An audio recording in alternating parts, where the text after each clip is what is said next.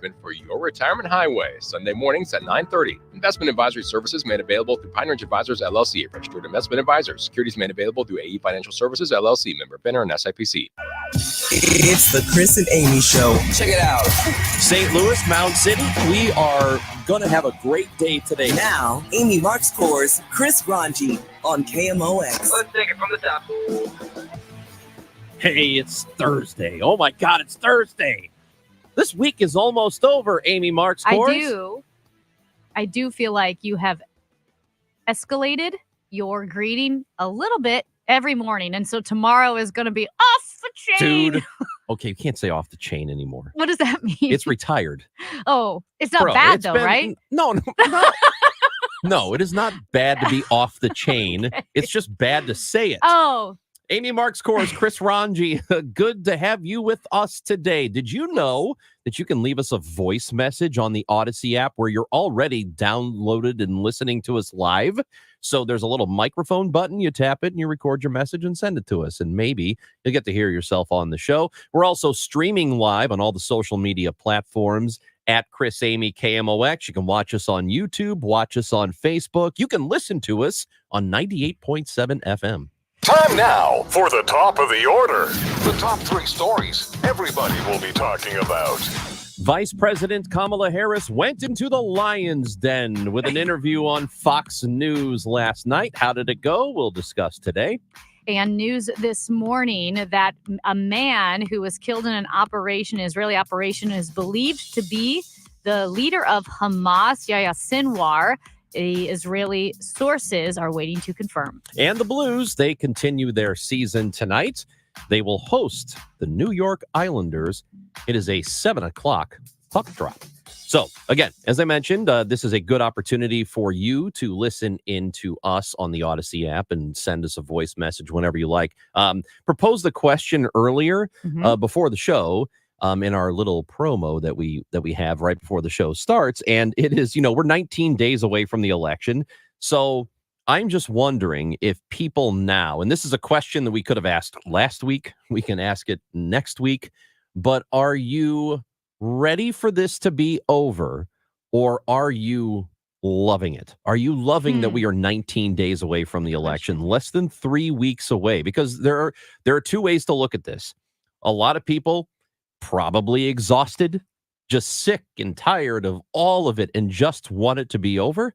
And then there are other people who live for this. You know me, Amy. All I live for is the map. I love the election night map. I love when they zoom in on counties and they break down counties. That's my favorite part of the election. Loves it. Otherwise, I'm kind of, I don't know, in a way, I'm over a lot of the rest of it. The lead up, the build up to it. I do believe we have the longest election season of all democracies in the world. It just drags on and on. A lot of money is spent.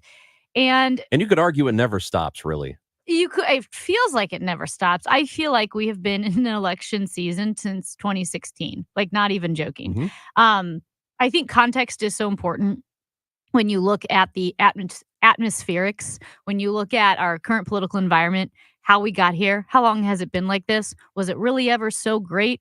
Was it kind of like this, but now it's amplified? Like, all of those questions to give us some perspective. So I spent, because I'm cool, I spent about like two and a half hours researching just the old Bush v. Gore election and Supreme Court decision and the hanging chads and the butterfly ballots. And it was just really interesting. Yeah. Several people that I listened to who were talking about it said, honestly, Bush v. Gore might break the country today. Like, I don't know that the country could handle Bush v. Gore. It was really interesting. I think one of the points we forget the most is that the Florida Supreme Court was 6 Democratic appointed judges, 1 independent, but it was a overwhelmingly, you could say partisan court or Democratic court. And of course, there was what Gore wanted initially, which was like, well, we just want these 4 counties. We want the undervoted ballots counted. And it gets into the details, but it basically, the Bush campaign then started pushing against what the Gore campaign wanted and said, well, we want all of these ballots counted. And Gore said, no, we only want these.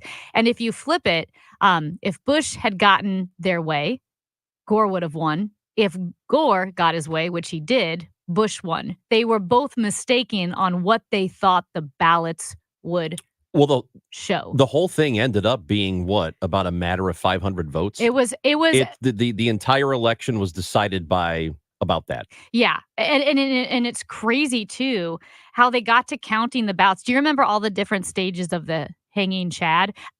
Chad is the plural of Chads, even though Chads sounds better. Yeah. It's like crazy, right? right? I remember all the discussion about it. And the hand counting. It was such a big deal. And I'm thinking, this was a pretty tumultuous time. But the country survived, and it still feels different now. It's almost like, and I do think this, the advent of like Fox News in 96? Is that when it was? About. In the 90s? Yeah, mid to late 90s. Talk radio.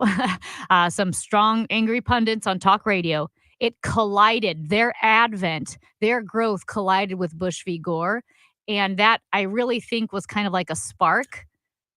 And we've gotten worse since then. Yeah, we have gotten worse. And I agree with the idea that I don't know that we could withstand that, because at least at the end of all of it, of all the legal challenges, right? Gore said, okay, well, I lost, right? He conceded, and he admitted that he lost that. And I'm sure he still has some, feelings like maybe it didn't quite, maybe there was something nefarious there, but he hasn't made a huge deal about it. It was for 20 insane years. How close it was. Right. Insane how close it was. That was legitimately close. And wasn't the Supreme Court at that time 7 conservative justices and 2 liberal? It was like pretty overwhelming. So it was just interesting to look at that. And I do think we are, since then especially, we've gone into political, what do they call it? Not the great split, the great sorting, the big sort. That's what it was, where everyone kind of like where you agreed politically, people started to live in those areas where the reds and the blues became way more distinct. And extreme gerrymandering helps that too. Mm-hmm. Some of the counties and some of the districts that are drawn out are just looking at them are completely absurd. Yeah. And I apologize because I've taken us way off of your original question, which is, are you looking forward to it? And I don't think you have. This is because this is part of it. Yeah. Because I think for a lot of people who were around and who do remember what happened 20 plus years ago, that still colors how you think of politics today. Yeah. It's not like you just started paying attention to politics 5 years ago, but if you did, even that would be exhausting, I think. And I think we have such short memories. Like I said, I mean, when people are upset about like, oh, well, the COVID restrictions and everything that Biden did, like, well, we forget that Trump was president for the first part of that, right? So Ron DeSantis, when he was pushing back against big government, he was pushing back against President Trump. And so we have such short memories. And I think looking back at something like Bush v. Gore, how it divided the country. And again, that was before the big sort, when people started living in political bubbles geographically, where your region, your geographic region, you could see probably how you were most likely to vote. It's been interesting.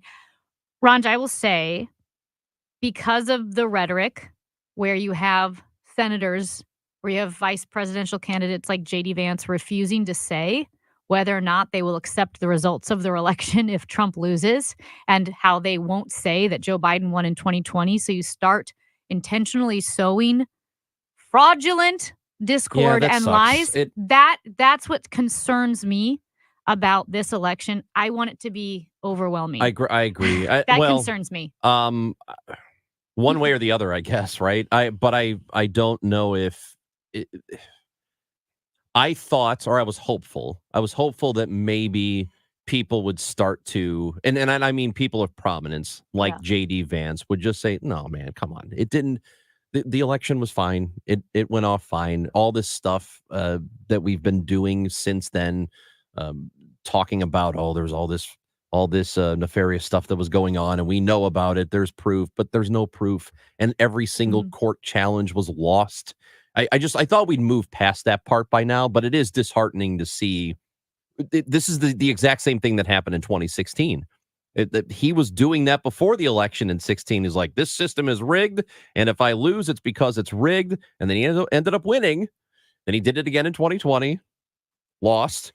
And he's doing it again now. It's disheartening that this keeps happening and so many people are buying it because it really doesn't help us as a country. It bothers me, and I will say it, that some of the most prominent Republicans are cowards because they're not saying, yes, if Donald Trump loses the election, we believe in election integrity and we will accept the loss, instead of saying if he wins, it's valid. If he loses, it's fraudulent. And I would say, if you really know, people who don't know what they're talking about tend to believe conspiracies. You go to a conspiracy because you don't know how things work. If you don't know how something works, it's easy to believe a conspiracy. If you really understand how elections work. And like I said, not only that they're run state by state and secretaries of state and the board of elections and Republicans and Democrats working the polls, counties have different ballots because they have different issues. Do you understand how hard it would be? Like, this is one of the most impossible systems to rig on a wide scale. And especially when election workers on the ground, the day of elections and the counting of the ballots, it's bipartisan everywhere. Yeah. There are people represented on all sides. So it's not like there's just this one county in this one precinct that is running its own and it's only Democrats or it's only Republicans and you can't see what they're doing behind closed doors. That isn't how it works. It's never worked that way. And yeah, there are moments or instances of a fraudulent vote or somebody trying to vote twice, but it has never been the case ever that it has happened on a scale big enough to change an election. Not even close. It's never gotten remotely close to that. And it's so part of me is excited to cast a vote because I do think we always need to be reminded of the freedoms we have. I don't want to get dramatic. It's exciting to get to do it. It's excited to get to do it. And I especially as a woman, I look at what's going on in Afghanistan. Women can't even show their faces. Their voices can't be heard. They can't step out. Like, if you're a rat has more freedom in Kabul than women do. So yeah, a big picture, I'm so excited to go vote and exercise my right to vote. I am concerned about, Trump and the Republicans sowing rhetoric that if he loses, it would be fraudulent. I think that's cowardly and it's a very dangerous lie. Our guest at 10:30, he's always with us on Thursdays, wrote a book about it. He wrote a book about what happened in the last election and how damaging something like that was to our country. So we're going to talk to him again, but about some current events. And we also off the top discussed or mentioned the interview that Vice President Harris did on Fox News last night. It aired early in the evening. We will talk a little bit about that when we come back. Before we get to Major Garrett, Chris and Amy on KMOX. KMOX reminds you that the St. Louis Walk to End Alzheimer's takes place Saturday, October 26 at the Chesterfield Amphitheater. Last year, more than 2,500 people participated, raising just over $1 million. To register, visit www.alz.org/STLWalk. When you're hiring for your business, ZipRecruiter's powerful matching technology makes finding qualified candidates for your job easy. This made us wonder, what if the rest of the world was as easy as ZipRecruiter? Math problems wouldn't be so problematic. K equals 42. Escape rooms? Elementary. And summiting Everest would be a walk in the park. In the meantime, if you want to make your hiring easier, use ZipRecruiter. And right now, you can try it for free at ZipRecruiter.com/radio. In fact, 4 out of 5 employers who post on ZipRecruiter get a quality candidate within the first day. Simple. So, see what the world is like when ZipRecruiter does the hard work of hiring for you. Just go to ZipRecruiter.com/radio to try ZipRecruiter for free. Once again, that's ZipRecruiter.com/radio. ZipRecruiter.com/radio. The choice of a lawyer is an important decision and should not be based solely on advertisements. If you've been hurt on the job, you need the best, Onder Law. Hurt on the job? Call Onder Law today for a free review at 314 or 618-9000000. Honey, Jane just told me how much she paid for Bob's funeral. I was shocked. I hope we'll have enough to pay for our final expenses so we don't burden the kids. Don't worry, Susan. We have protection through Gerber Life. Last year, I signed up for their guaranteed life insurance. It's a whole life insurance policy that helps with final expenses, such as medical bills, burial costs, and unpaid debts. When did you do that? I don't remember taking a medical exam or answering any health questions. That's because we didn't. With Gerber Life Guaranteed Life Insurance, coverage is guaranteed regardless of health. And best of all, our premiums won't increase over time. I have to tell Carol about this. Just tell her to go to GerberLifeFamily.com and answer 4 easy questions, and she'll get a free personalized quote instantly. That's GerberLifeFamily.com. Again, that's GerberLifeFamily.com. Right now, 38 states allow for sports betting, including 7 of Missouri's neighboring states. Amendment 2 gives Missouri sports fans the freedom to bet on games too, and that will generate over $100 million for our schools without raising property taxes. Amendment 2 is endorsed by the Chiefs, Cardinals, Royals, Blues, and Missouri's 2 professional soccer teams, the KC Current and St. Louis City. These days, Republicans and Democrats don't agree on much, but the Republican and Democratic candidates for governor are both supporting Amendment 2 because it means more money for education.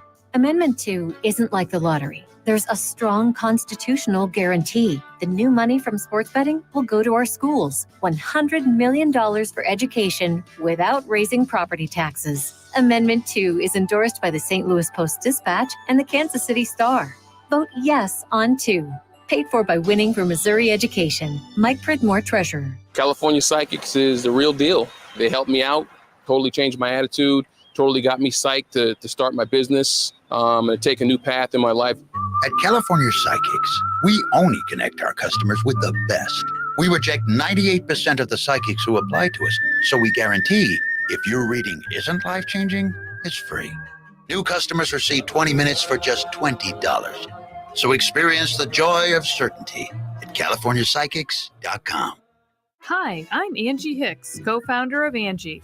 When you use Angie for your home projects, you know all your jobs will be done well. Roof repair? Done well. Kitchen sink install?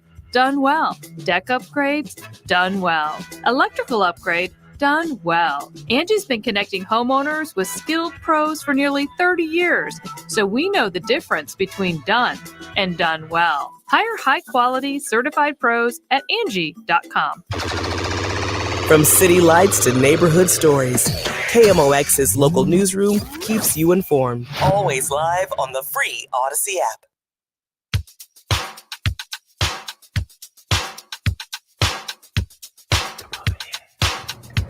Joe Biden, I have watched from the Oval Office to the Situation Room, and he has the judgment and the experience to do exactly what he has done in making very important decisions on behalf of the American people. Kamala Harris, in her interview with Bret Baier on Fox News, an interview that was recorded and then ran at about 5 o'clock. I think it started right at 5 our time. So that was last night. She had agreed to do that interview. And of course, as you can imagine, the next day and really last night, the reaction to it is pretty partisan. It's if you are on her side, you probably thought she handled herself pretty well in that situation. If you're on the other side, you think she did a terrible job. Overall, I don't know what the effect of it is other than my guess is her intention was to go in and reach an audience she probably thought she doesn't get to reach usually. And I don't think she's going to change many people's minds who watch that network, but maybe a handful. And maybe that's what she was banking on. Yeah. Well, and even if she had no expectation to change minds, which I'm kind of assuming is where she's at, although maybe if you're a candidate, you tend to err on the hopeful side. I think she was doing her due diligence. She went on Fox. I think she did a sit-down interview with Bret Baier of Fox News. Generally, Bret Baier is a pretty good interviewer. And I think that was her due diligence, whether she changed minds or not, because now, I mean, she's basically silenced critics who have said, you haven't done any interviews. So she did interviews on podcasts and with 60 Minutes.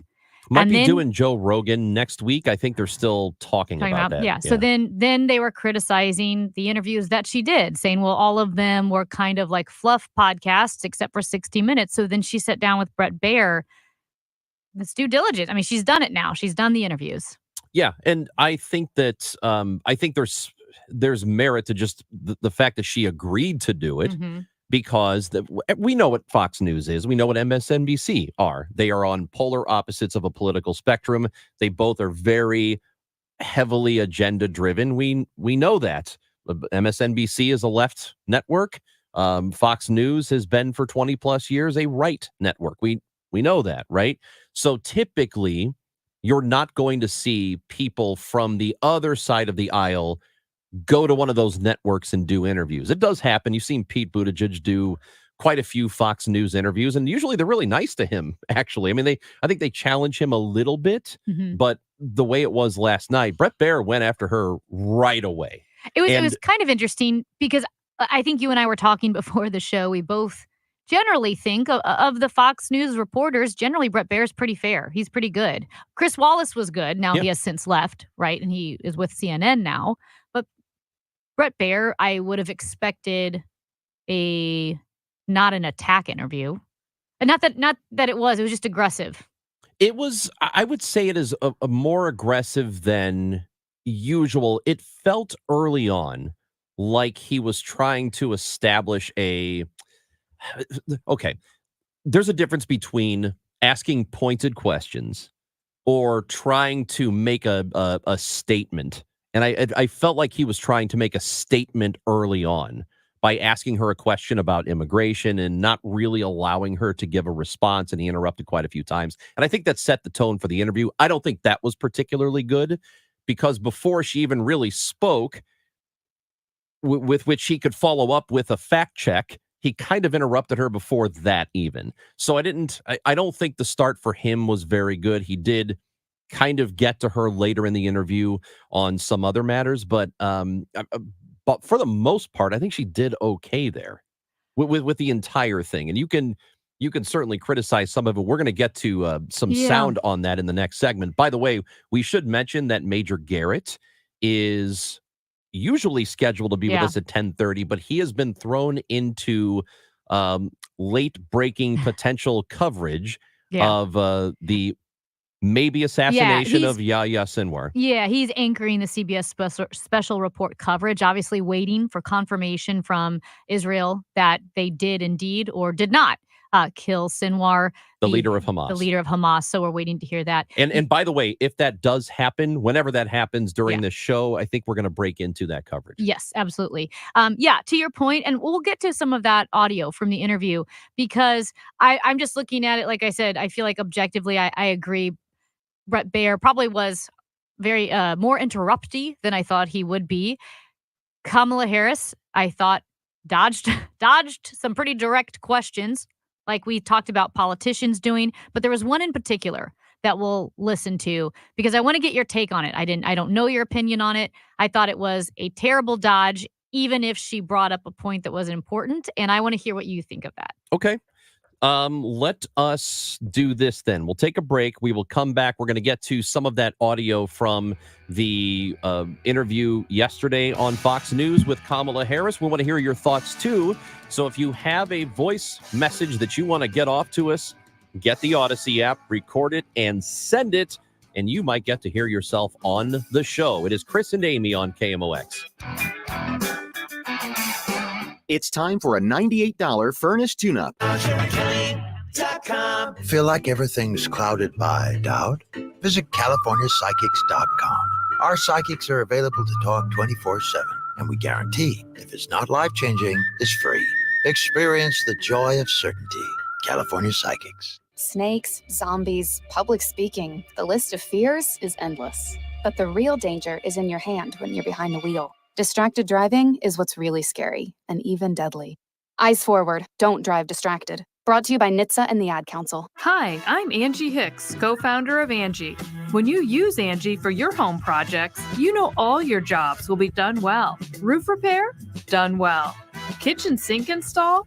Done well. Deck upgrades? Done well. Electrical upgrade? done well. Angie's been connecting homeowners with skilled pros for nearly 30 years, so we know the difference between done and done well. Hire high-quality, certified pros at Angie.com. Celebrate the spooky season with Zero Res and get 3 rooms of carpet cleaned starting at just $129 and take $75 off your air duct cleaning. Book online at ZeroResSTL.com and take advantage of these huge savings. Spell it forward, spell it backwards, always spells the same, Zero Res. Alex Rich checking in, and I want you to join me this Friday, October 18th. I'll be playing some live music on the patio at Le Bon Boucher from 4 to 6:30, located in Creve Coeur. Le Bon Boucher's got drink specials, wine, beer, appetizers, and so much more. They've got the best French onion soup in town. Their bakery is absolutely incredible. 53 flavors of macarons available daily. And I'll be out there on the patio playing some live music. Again, 4 to 6:30 this Friday at Le Bon Boucher. Come on out, hang out on the patio, have some drinks, start the weekend off right, and I'll see you there.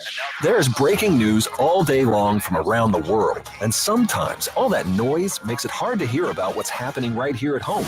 With the free Odyssey app, getting your local news plus breaking news is easy. And even when you're not near a radio, stay connected with what's going on right here by listening live and push alerts. Just download the free Odyssey app and search and follow your local news station and you're good to go. The local breaking news to get you through your day at your fingertips on the free Odyssey app. That's AUDACY. Broadcasting from the Under Law Injury Lawyers, GetJim.com studios. KMOX.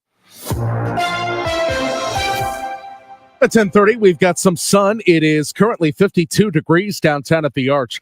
Just 19 days until Election Day. Vice President Harris is making overtures to traditionally Republican voters. CBS's Robert Costa tells us why. There's a real belief inside the Democratic Party that Trump's support is soft among some Republicans who have concerns about her character. That's why she's sitting down with Fox News. That's why she's going to Republican groups. There's still a crash on 255 going west of Missouri Boulevard. That's near the JB Bridge. Only the left lane's getting by there. Also, emergency vehicles 270 going east at Lindbergh. That's got the right lane, right shoulder closed there. And the forecast for this afternoon, plenty of sunshine with a high of about 70. For tonight, clear and chilly with a low 44 downtown at the Arch, upper 30s in the cooler suburbs. Tomorrow's high 72. Right now, sunny and 52. I'm Michael Calhoun, KMOX News. Sponsored by Ulta Beauty.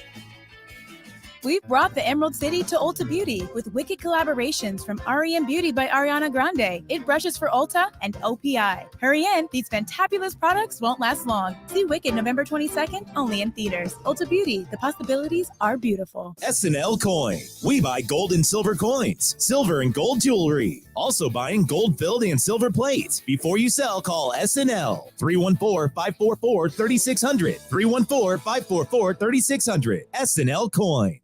Lombardo Homes welcomes you to Autumn Hollow in Wentzville. Grand opening this Saturday, October 19th. Autumn Hollow is located on the south side of Highway N, west of Hopewell Road, and offers custom, new construction, nature, and tradition series homes in the Wentzville School District. This picturesque community features spacious home sites and an abundance of community woodlands and open space, with 2 to 5 bedroom homes ranging from 2,000 square feet to over 4,000 square feet. For more information, visit lombardohomes.com.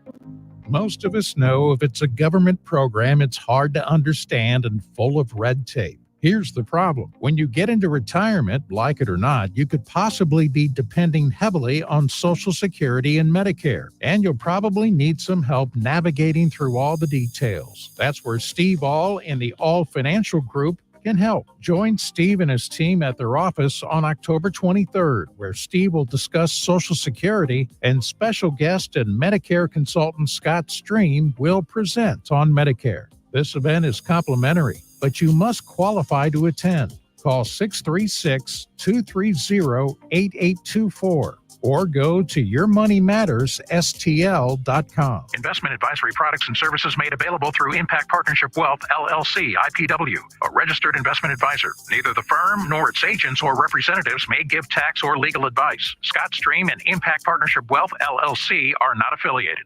Okay, boys, here we go. When they take the field. Take the field? Let's have some fun. We take you to the game.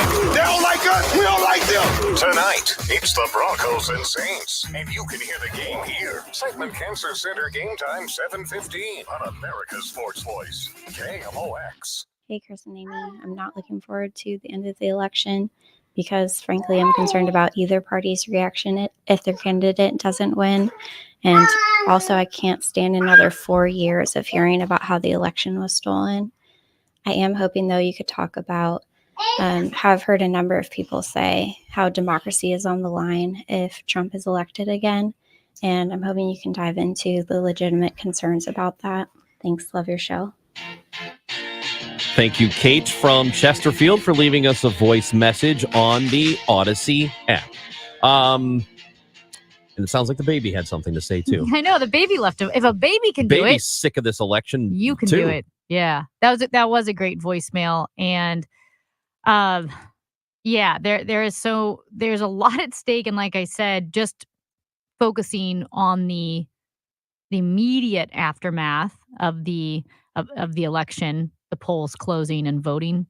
I am concerned. I'm concerned about the rhetoric surrounding that. What happens if it's close? I'm more concerned if it's close and Trump loses. What happens? I will say this. This was something that was very interesting. Again, looking at Bush v. Gore and how any number of things could be the reason that Gore lost and Bush won, right? You could point to a million different things because it was so close. They said you could almost do that with Hillary in 2016. You could point to a million different wrong steps and maybe somehow all of them are right because they add up. But there were the distrust in the media did start a little bit with Bush v. Gore because you had major news networks calling Florida for Gore and then saying, oh, we're sorry, we messed up. It's Bush. And like, oh, no, it is Gore. No, we messed up. Like they did it twice in the same night. And even though that may seem small, one, it made people feel like, do they know what they're talking about? What are they looking at? How can they change their mind? And two, you could argue that there were some people maybe driving to the polls because the polls were still open when they called it initially for Gore. And if you're driving to the polls and you think, you know what, I'm tired. Gore's already won. I don't need to vote. How are their polls still open? They usually never project a winner until polls close. It was one of the, they said, I don't recall that ever happening. Yeah, it was one of the greatest like ethical violation, I guess you could call it violation, but I don't recall that happening. Ethical I'm not lapses. saying it didn't, but Oh, no, it did happen because like I said that we were like through the research that I was doing that they were saying a lot of people, looking at the reasons why it was so close or why Gore lost, to call a state while polls were still open is an egregious lapse in judgment. Well, maybe since I have been paying really close attention, so the last 20 years, that's never happened. They don't do that anymore because they will a lot of times on election night as soon as a poll closes, and they pretty much know they might call the state right away. Like if the poll closes at 8, at 8:01, they're calling the state for a particular candidate because they just know, right? Yeah. And usually those decision desks are really good at knowing and projecting because they have the political science down to, the T. They're really, really good at that typically. So that's an unusual case. I don't think you'd see that happen. Definitely not now because networks are going to be very, very careful in calling states for either of these opponents or either of these candidates before they know for sure. Oh, yeah. No, I know. And again, just to... They don't have to flip a state. Yeah. They don't have to say, Arizona's gone for Trump. Oh, wait, no, it's gone for Harris now. That would just freak everybody out. Yeah, it would freak everybody out. And again, they say actually the beginning of the Bush v. Gore controversy started that night, November 7th, 2000, because the Voter News Service, which is an organization formed by the Associated Press, sent out notes when the polls had closed in the peninsula in the Eastern time zone, but 10 minutes before they closed in the counties of the Panhandle, which is the Central time zone. And so there were still at least 10 minutes left in the polls. And what they're saying is it's a bad practice. It's a bad practice. So, Amy, last night we mentioned the Kamala Harris interview on Fox, which I think you have to give her credit, just like I would give Donald Trump credit if he went on MSNBC. You have to, because she knows what the audience is. She knows what the intent is probably going to be. So this was how the interview started between her and the anchor Brett Baier. tell pollsters all over the country and here in Pennsylvania that immigration is one of the key issues that they're looking at this election, and specifically the influx of illegal immigrants from more than 150 countries. How many illegal immigrants would you estimate your administration has released into the country over the last 3.5 years? Well, I'm glad you raised the issue of immigration because I agree with you. It is a topic of discussion that people want to rightly have. And you know what I'm going to talk about. Yeah, but right do you now, just a which number? is- Do you but- think it's 1 million, 3 million? Brett, let's just get to the point. Okay, the point is that we have a broken immigration system that needs to be repaired. So your Homeland Security Secretary said that 85% of apprehensions. I'm not finished. We have It's a an rough immigration estimate of system 6 million people that have been needs to be- released into the country. And let me just finish. I'll get to the question. I promise you. I was beginning to answer. And when you came into office, your administration immediately reversed a number of Trump border policies. Most significantly, the policy that required illegal immigrants to be detained through deportation, either in the U.S. or in Mexico. And you switched that policy. They were released from custody awaiting trial. So instead, included in those were a large number of single men, adult men, who went on to commit heinous crimes. So looking back, do you regret the decision to terminate Remain in Mexico at the beginning of your administration? At the beginning of our administration, within practically hours of taking the oath, the first bill that we offered Congress before we worked on infrastructure, before the Inflation Reduction Act, before the CHIPS and Science Act, before the bipartisan Safer Communities Act, the first bill, practically within hours of taking the oath, was a bill to fix our immigration system. Yes, ma'am. It was called the U.S. Citizenship Act of 2021. It was essentially a pathway to citizenship for the elite. Yes, ma'am. May I finish responding, please? So that's, I mean, that goes on for a little bit longer, but that's, that I don't think is a particularly good tone to set for the interview. You want to ask her pointed questions, but give her the opportunity first to answer. And then after she answers the question, if you feel like she hasn't answered, press her again instead of interrupting the entire time. I was surprised by the amount of interrupting because even when it felt like she was kind of starting to get to a point, he would interrupt with more facts. And what you don't want to do as an interviewer is fact checking is fine, but you gotta give some breathing room to respond first. Yes. And I would say even in that first question, because it was such an easy question about the number, it actually would have been more effective if he had let her answer. Now, if she started filibustering, then you say, you know, Madam Vice President, in the effort of time, I asked about the number. It's a simple question or in the interest of time, it's a simple question. And that's how you do it respectfully. I also think that would have had a bigger impact because Bret Baier's, he was throwing a lot of information out there. So you almost forgot the initial question. And then it also gave her more to respond to because now she's trying to respond to the multiple interjections that he's had. So, yeah, I was a little surprised and I get it. Like I've been there where after an interview with someone who is kind of just spitting junk, filibustering, right? I'm like, okay, I probably should have maybe politely interrupted there or that. I should have said, in the interest of time, I really need an answer. And that's how you do it. In my opinion, that felt like it was not going to be productive.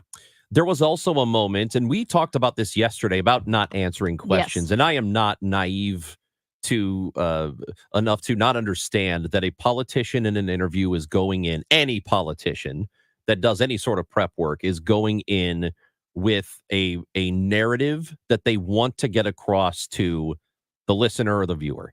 And sometimes a lot of times, actually, they're not going to directly answer a question. They'll kind of answer it, but then they'll go off and really tell you what they wanted to tell you in the first place. That's pretty much any politician in the history of time. There was an exchange, a moment when they were discussing current President Biden's faculties, and Bret Baier pushed her on that. Let me ask you this. You told many interviewers that Joe Biden was on his game, that ran around circles on his staff. When did you first notice that President Biden's mental faculties appeared diminished?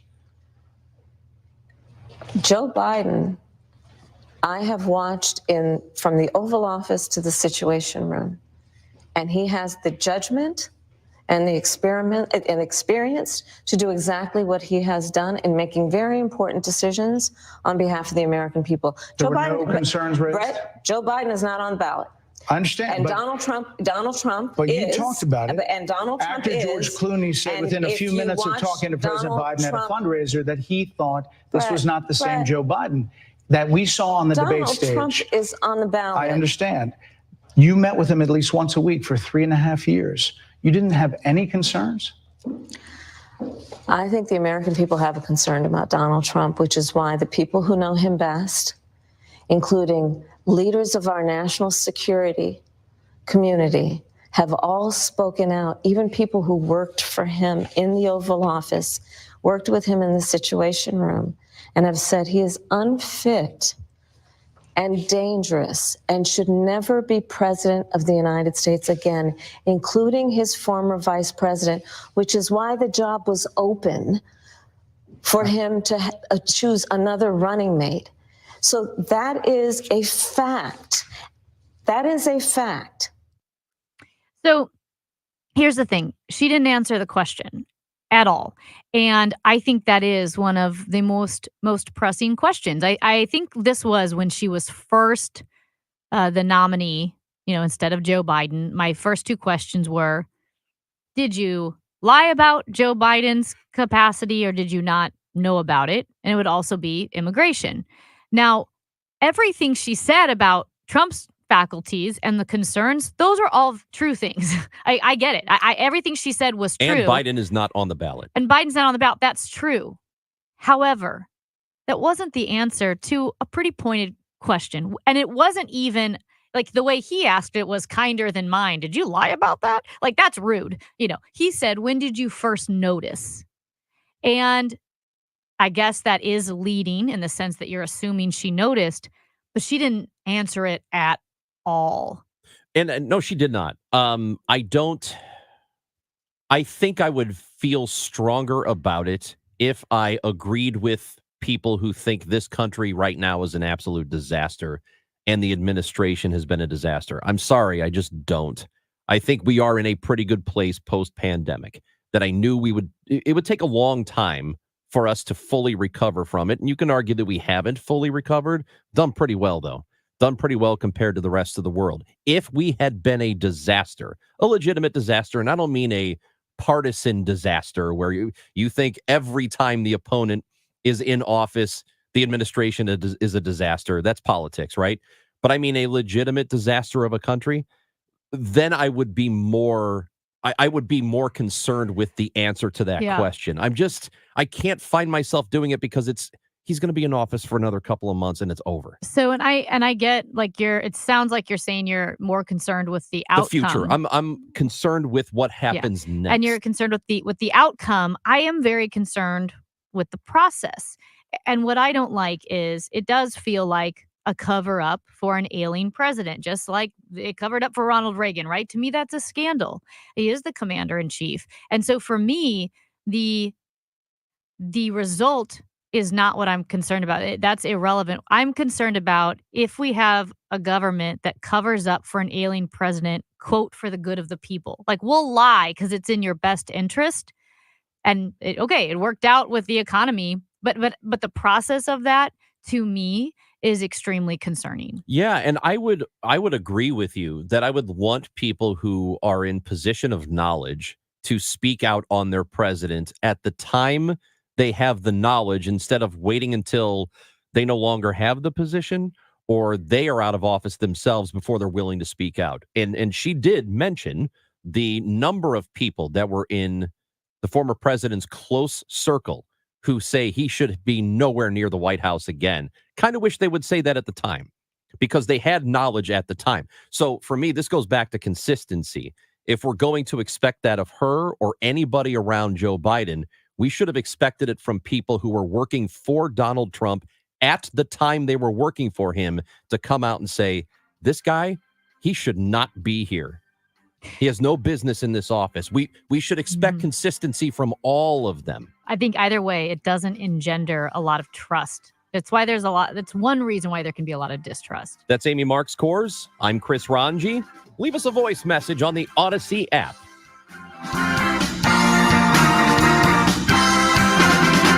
Prescriptions require an online consultation with a healthcare provider who will determine if appropriate restrictions apply. See website for details and important safety information. Subscription required. Price varies based on product and subscription plan. Hi, I'm Dr. Peter Stahl, board-certified urologist and senior vice president of men's sexual health at HIMSS. I've helped many guys with ED in my 12 years of practice. But now you can get world-class care for ED 100% online by going to HIMSS.com. So what are you waiting for? To start your free online visit and find ED treatment at up to 95% off brand name prices, go to hims.com/joy.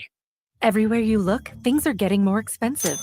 So at Consumer Cellular, we're lowering the price for those 50 and up. Now you can get unlimited talk, text, and data for $30 a line when you buy 2. That's just $60 a month for 2 unlimited lines. So if you're 50 and up, make the switch and save. Come on, you've earned this. Call 1-888-FREEDOM or visit consumercellular.com today. Requires 2 lines of service, age validation, and credit approval, subject to system and area limits, taxes, and other fees apply. KMOX proudly supports the Musial Awards, returning to Stiefel Theater Saturday, November 23rd. You can be in the audience for this nationally televised event hosted right here in St. Louis. Named for Stan the Man, the show celebrates the year's greatest moments of sportsmanship and those who embody class and character. Experience the extraordinary moments and people that make the Musial Awards an event like no other. More information can be found at KMOX.com/events. She learned the value of hard work and responsibility at her family's small business at an early age. Ann Wagner took those same hard-working Missouri values to Washington. She's made it her job to keep the radical left from harming your job. Today, in the midst of Joe Biden's out-of-control inflation, Ann Wagner protects us by working to lower costs for families. As a mother of 3, she understands the work and has done it to keep your home and community safe. That's why Ann Wagner fought to secure our border and stop traffickers from smuggling fentanyl and illegal immigrants into our communities, and why she gave law enforcement the tools they need to defend us. And Ann Wagner took a stand against the defund the police radicals who will leave us in harm's way. She'll always back our brave law enforcement officers, putting conservative values to work for us. Ann Wagner for Congress. Paid for by Ann Wagner for Congress. I'm Ann Wagner, and I approve this message. Hi, I'm Angie Hicks, co-founder of Angie. And one thing I've learned is that you buy a house, but you make it a home. Because with every fix, update, and renovation, it becomes a little more your own. So you need all your jobs done well. For nearly 30 years, Angie has helped millions of homeowners hire skilled pros for the projects that matter. From plumbing to electrical, roof repair to deck upgrades. So leave it to the pros who will get your jobs done well. Hire high-quality certified pros at Angie.com. I see clearly now, thanks to the doctors, Birdie, Malhotra, Brusati, Royer, and Barry. You can too. Go to youridoc.com. Join the movement to end breast cancer on October 19th. By supporting the American Cancer Society making strides against breast cancer, you're helping save lives through groundbreaking research discovery and patient support. Get info or donate at makingstrideswalk.org/St. Louis Mo. Is thinning hair or a receding hairline making you self-conscious? Try Hair Grow from New Nordic. Stop feeling embarrassed about thinning hair and start feeling your best with Hair Grow. Available online at Amazon, Walmart.com, and NewNordicUSA.com. Prescriptions require an online consultation with a healthcare provider who will determine if appropriate restrictions apply. See website for details and important safety information. Subscription required. Price varies based on product and subscription plan. Hi, I'm Dr. Peter Stahl, board-certified urologist and senior vice president of men's sexual health at HIMSS. In my 12 years of practice as a reproductive urologist, I've helped many guys with ED. And it has never been more convenient to treat than it is right now, thanks to HIMSS. It really wasn't easy before. You had to take time out of your day, come to a physical office, and see a specialist like me in person. Now, through HIMSS.com, you can get world-class sexual health care and a full range of treatment options for ED through a 100% online process. It starts with a free assessment from a medical provider licensed in your state who can determine if ED treatment is right for you. If prescribed, your medication is shipped to you for free. So don't wait. Join the hundreds of thousands of guys who've gotten help for their ED through HIMSS. To start your free online visit and find ED treatment at up to 95% off brand name prices, go to hims.com/joy. That's hims.com/joy for your free online visit. I'm Tom Ackerman. This is KMOX, the voice of St. Louis. Now, did you see this with Chris and Amy? You are never going to believe this. Oh, but I am. We are living in an incredible age. Butterball, the largest turkey producer in the United States, Yes. has just introduced a cook from frozen turkey. Get serious. Just in time for Thanksgiving. How is that possible? It's a no-thaw Thanksgiving. Come on. There's a big, print and big print on the plastic package. You got to be kidding me. Cook from frozen premium Come whole on. turkey. How? How? I don't know how. How do you how do you cook the center of the turkey if it's frozen? It says remove the outer packaging and run the inner packaging under cold water while massaging it. Well, now I can get down with that. Remove the turkey from the inner bag by gripping it and tearing it, and then place the turkey on a rack in a 3-inch deep roasting pan, breast side up. Brush and spray turkey with oil.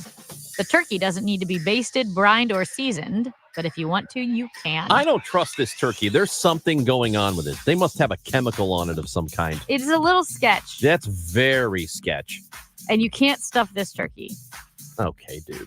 Is that true? You can't? Yeah, no, it says you cannot and should not stuff the turkey Why? as it would pose a food safety risk. Your stuffing must be prepared and cooked separately, which really makes it a dressing. Okay. I don't trust it. You can eat that turkey if you want, but I'm not doing it.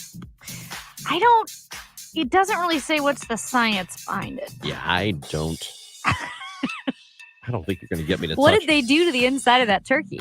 That's what I want to know. To make it be able to be cooked, and all you have to do is run cold water on it while you Yeah. massage it. It can't be that here big it of a is. turkey. It's a specially formulated brine with water, sodium phosphate, spices, and natural flavors to keep the bird moist. Well, that doesn't tell you about the frozen part. I don't know, Ranj. They really don't get into the science of the cooked from frozen turkey.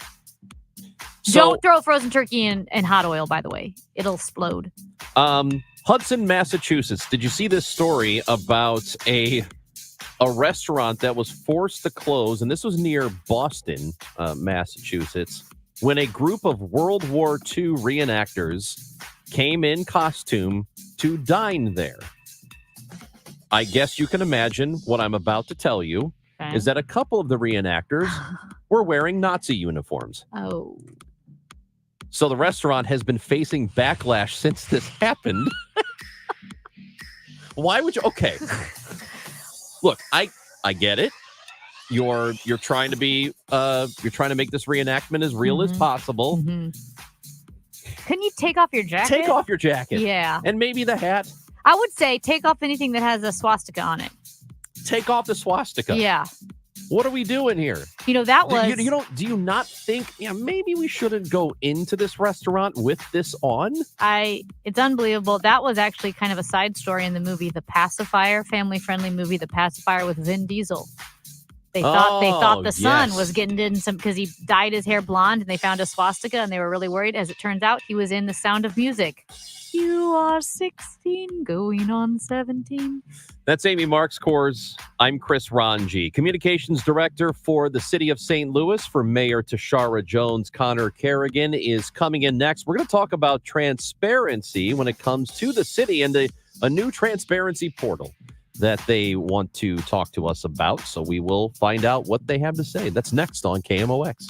Hey, folks, this is Charlie Brennan. Have you noticed loose bricks or missing mortar around your house on the walls, patios, walkways, porch, or chimneys? If so, this might be a great time to call Morelli Tuck Pointing. What's tuck pointing? It's the removal of old mortar and the replacement of new mortar on a wall or chimney. Sometimes that mortar can become loose, missing, or deeply eroded. We've used the Morelli team to tuck point the Brennan home several times, and in fact, this winter, we noticed the bricks that line the ground near our porch in the backyard had gotten out of line and looked pretty cattywampus. One call, Morelli Tuck Pointing, the job was done. Morelli's the company that's won the Angie's List Super Service Award every year back to back to back since 2005. Check out their reviews on the Google, Angie's List, and Better Business Bureau websites. The Masonry Specialists, 314-645-1387, MorelliTuckPointing.com. Natural disasters happen every year. Fires, hurricanes, tornadoes. And with that, your most important moments recorded on VHS, camcorder tapes, and 8mm could all be gone in an instant. Cherished moments like your wedding, baby's first steps, family trips to Yellowstone, lost. Enter Legacy Box. Digitizing your old media with Legacy Box protects your irreplaceable memories from the threat of natural disaster by digitally preserving them onto thumb drive, DVD, or the cloud, so they're safe forever. Legacy Box is the safest and easiest way to preserve your past, which is why it's been trusted by over 1 million families. Send Legacy Box your home movies, photos, and film. Their team of trained professionals will do the rest right here in the U.S. For a limited time, Legacy Box is offering radio listeners an incredible 50% off. Go to legacybox.com/value and save 50% when you digitize your memories. That's legacybox.com/value. KMOX, KECK HD2, K254CR St. Louis. The legendary voice of St. Louis, KMOX. Always live on the free Odyssey app. You're listening to Leaf Filter Radio, and the guru of gutter protection himself, Chris Coonahan, is here to take your most pressing leaf-related questions. Hey, everybody. Chris here. I understand we have Ron on the line. Ron, where are you calling from? Uh-oh. Ron, are you calling from a ladder? Well, I was. I wanted to ask Chris what I need to do to get my gutters ready to have leaf filter installed. Oh, Ron, you don't have to do anything. A Leaf Filter Trusted Pro will come out and clean out your gutters, realign and seal your gutters, and install Leaf Filter, America's #1 gutter protection system. So I didn't need to get on this ladder? Ron, Leaf Filter Trusted Pros are in your neighborhood and ready to help. Just visit leaffilter.com/gutter to schedule your free gutter inspection and get up to 30% off. Thank goodness. What was that site? That's leaffilter.com/gutter for your free gutter inspection today. See representative for warranty details. Promotion is 20% off plus a 10% senior or military discount. One discount per household. It is 11 o'clock in mid-America. We've got some sun. It is 55 degrees downtown at the Arch. Israel's air campaign in Lebanon remains deadly. Correspondent Charles De La Desma. Officials say Israeli strikes have pounded areas across Lebanon, killing at least 27 people over the past 24-hour period, including more than a dozen in a southern town where Israeli bombardments in previous conflicts are seared into local memory. Elsewhere in the south, a city's mayor was among the dead in a strike on Wednesday. The Lebanese officials say targeted a meeting coordinating relief efforts. A Metro East hospital says it needs to expand just 7 years after it built a new campus. President and CEO of St. Elizabeth's, Chris Clay, tells KMOX emergency room visits at the new site are more than double what they were at the old location. Surgery for us at St. Elizabeth's Hospital, we are operating at 120% capacity. And what that means is if you look at utilization of our current operating room space, we're at 120% capacity, and the national average in terms of utilization is right around 80%. Hospital Sisters Health System has applied for a $50 million expansion of St. Elizabeth's. The expansion would include a surgery center and medical office space. More than 260,000 Missourians will take part in the Great Central U.S. Shakeout Earthquake Drill today. State Earthquake Program Manager Jeff Briggs says the state conducts the drill every year to inform residents that they live near a very large and active seismic zone. What's going to get you is falling debris. If there are heavy objects around you or part of a building that might fall, these heavy objects falling is what causes injuries and fatalities. So what we want to do is drop to the ground as soon as the shaking starts, before the shaking knocks you down, and protect yourself. It's called the drop, cover, and hold on technique. An independent panel tasked with reviewing the assassination attempt against former President Donald Trump in Pennsylvania says the Secret Service suffers from deep flaws. The panel said it identified, quote, numerous mistakes that led to the attempted assassination, but also, quote, deeper systemic issues that must be addressed with urgency. Panel member Janet Napolitano is a former secretary of the Department of Homeland Security, the parent agency of the Secret Service. The panel believes that the number one purpose of the Secret Service today is the protective mission. It should be an elite protective force. In its report, the panel said unless the Secret Service makes major changes, including replacing its entire leadership with experienced people from outside, another Butler can and will happen again. Christopher Cruz, CBS News, Washington. The KMOX Business Desk, economic indicators. Resilient consumer spending continues to power the economy. Proof of that, the new numbers in from the Commerce Department, showing U.S. retail sales strengthened in September by more than forecast. Consumers were spending last month, and overall sales rose 0.4%, with auto sales excluded, sales were up 0.5%. And the weekly report on new claims for unemployment benefits suggests the job market is hanging in there too. The Labor Department counting 241,000 first-time applications last week. That was 19,000 fewer than the prior week. It is thought that the previous week's tally was inflated by claims from states affected by Hurricane Helene. Kimberly Adams, Bloomberg Radio. The Dow from Stifel's up 140 points to 43,218.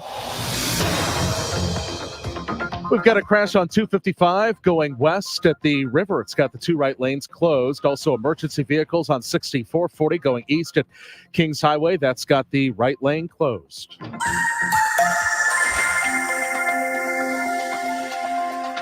Plenty of sunshine and pleasant this afternoon and turning warmer, the high 70. Clear, chilly tonight, down to 44 downtown at the Arch, upper 30s in the colder suburbs. Another nice day tomorrow with sunshine, high 72. I'm AccuWeather meteorologist Joe Lundberg on the Voice of St. Louis, KMOX. We've got sunshine. It's 54 in Florissant, 55 St. Peter's, 55 downtown at the Arch. Sponsored by Saks Financial. I'm Michael Calhoun, KMOX News. When it comes to retirement, you don't need to worry or sweat the small stuff if you have Saks Financial on your side. Saks Financial, home of the Retirement Compensation Plan. SACHS, Saks Financial, because income is the outcome that matters. RetireSafeSTL.com. The Chris and Amy Show, sponsored by St. Louis University Billikens Basketball. Choose your seats for 5 or more games and receive savings off the single game ticket price with a 5-game mini pack starting at $75. Purchase now at SLUBillikens.com. Every dollar must be spent by the deadline outlined by the federal government, and every dollar will be spent. That is Mayor of the City of St. Louis, Tashara Jones, talking about the ARPA funds, which have to be allocated, not necessarily spent, but they have to be accounted for by the end of this year and then spent by 2026. This is the Chris and Amy Show, Hour 2. We talked to Jared Boyd earlier in the week, who is the chief of staff for Mayor Tashara Jones. We had Alderwoman Kara Spencer on the show yesterday, who was also running for mayor.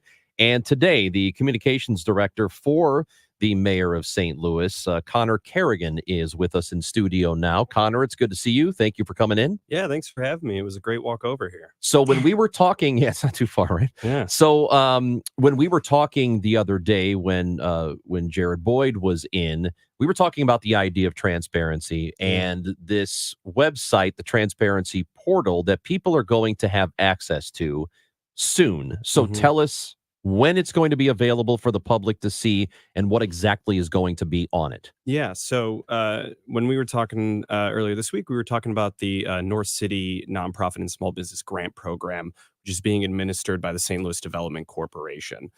So there's been some questions around this program. It's an ARPA program. We're using ARPA funds. It's a first of its kind historic investment in North St. Louis. There's been some questions around the application process, some really good reporting out of individuals who have been looking into this and scrutinizing the details.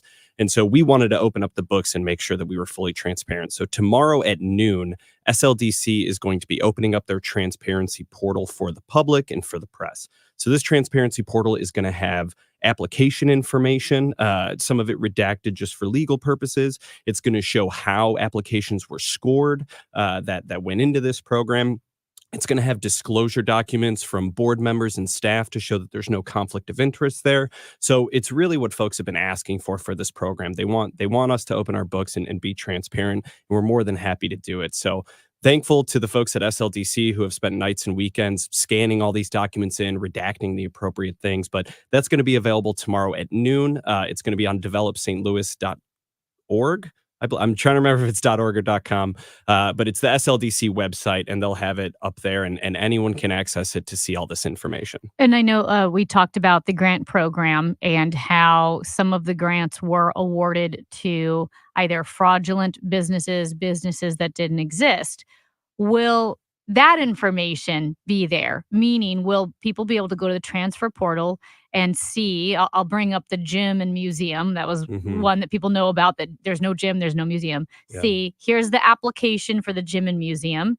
Here's how and why it was awarded a grant. And here's when we rescinded that or notified the city that this was fraudulent. Yeah. So just a quick point of clarification on that when you say awarded, not all of these grantees have received the award. Only about 10% of the money has actually gone out from this program. And so, yes, you will be able to see that specific application, how it was scored, and things like that. And there are a lot of businesses, and that's where some of the questions came in. There were businesses where we were trying to be overly transparent by releasing conditional awardees. And there were a lot of those conditional awardees that aren't actually going to be getting that money because after going through that further scrutiny, we realized that they didn't have a viable business option or proposal. I think another thing that's important to note here is we had something around $400 million in applications for $37 million in programmed funds.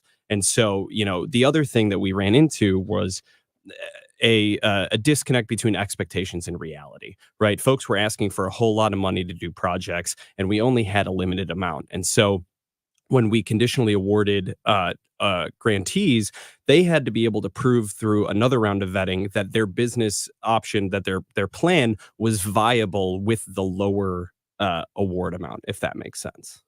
So the information that's going to be available on the site is just for this program, or is this for any of the funds that are going to be spent with the ARPA money? So the transparency portal that we're talking about right now is the North City Grant Program. However, ARPA.stlewis-mo.gov has been live since March. If you go to that website, again, that's arpa.stlewis-mo.gov. We launched that back in March. You can see a button at the top that says track funds. That shows you exactly where all of this ARPA money has been going. And that's been publicly accessible since, like I said, I think March is when we launched it. So and people will be able to see the same sort of documents that they're going to see with the grant program. It's going to look different, right? Because the grant program is a very specific thing. However, they are going to be able to see how much money is going towards what categories that fits under. We also, last month, I believe it was, released an annual evaluation reports. This is another transparency tool, publicly accessible document that shows exactly how we're doing when it comes to spending those ARPA dollars.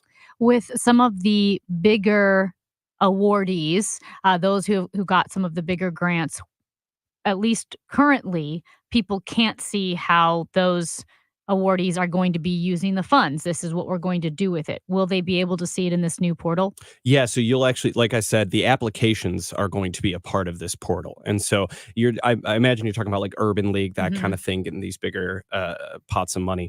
The ultimate goal is to serve the betterment of the community in North St. Louis. Obviously, someone like Urban League has the ability to know how to apply for federal funds. Remember, this is a first of its kind program. We've never taken federal funds and put them into North St. Louis at this scale. And so there are some folks who know how, know what the requirements are, know what kind of projects they need to do to get that federal money.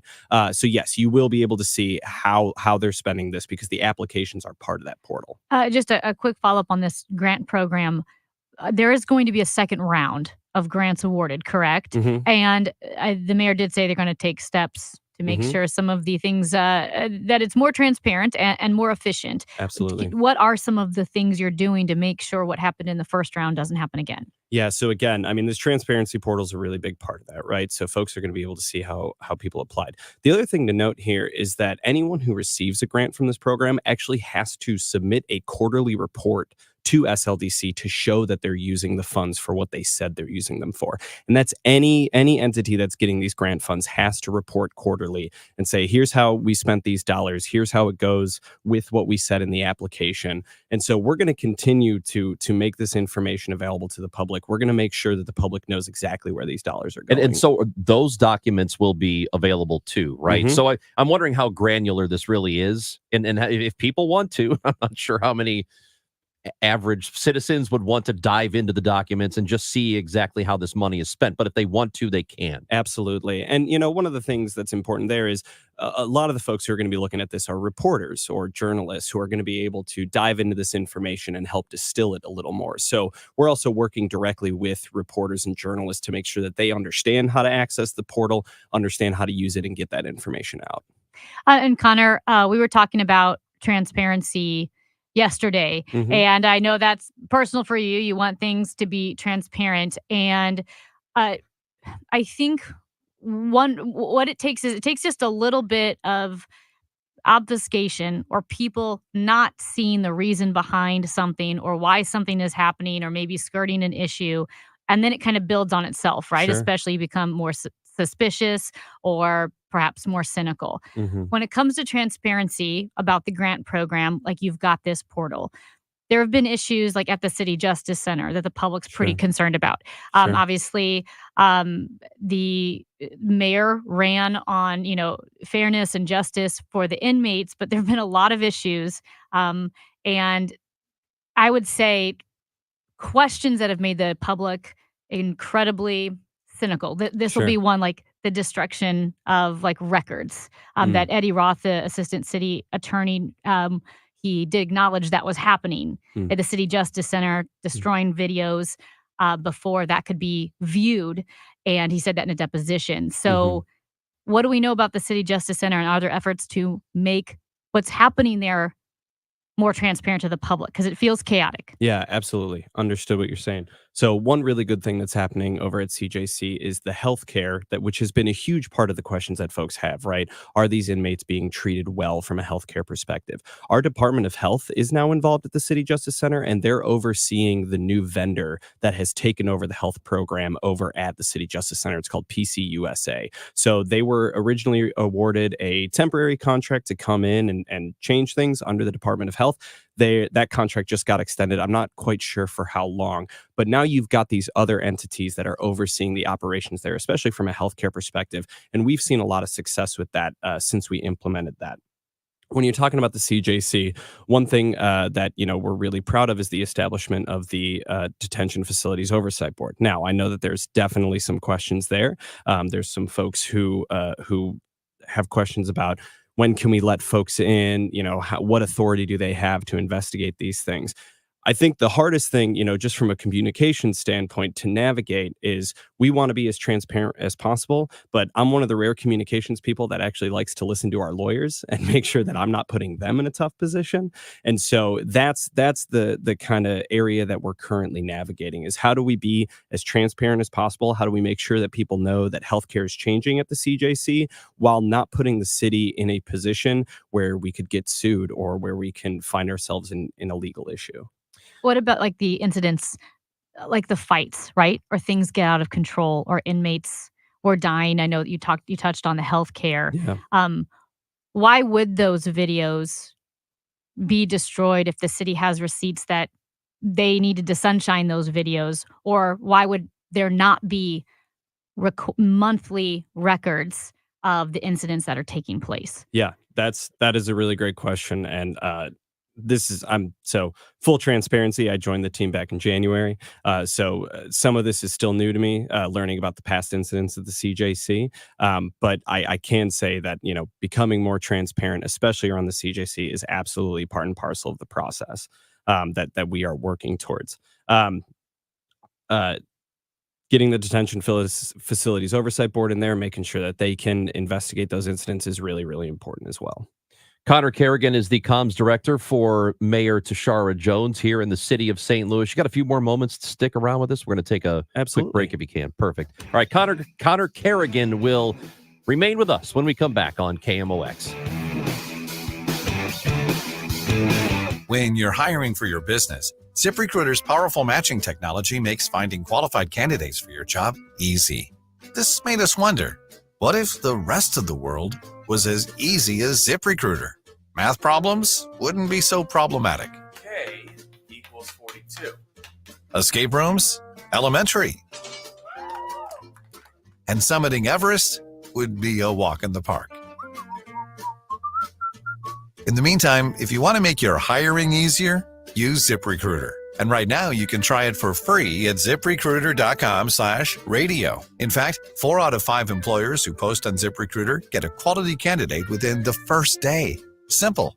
So, see what the world is like when ZipRecruiter does the hard work of hiring for you. Just go to ZipRecruiter.com/radio to try ZipRecruiter for free. Once again, that's ZipRecruiter.com/radio. ZipRecruiter.com/radio. The choice of a lawyer is an important decision and should not be based solely on advertisements. You entrusted a nursing home with the care of a loved one, but they violated that trust. If your family member has been the victim of nursing home neglect, call Onder Law at 844-BED-SORE. We have over $34 trillion in national debt. Where do you think the money to pay for that is going to come from? Taxes.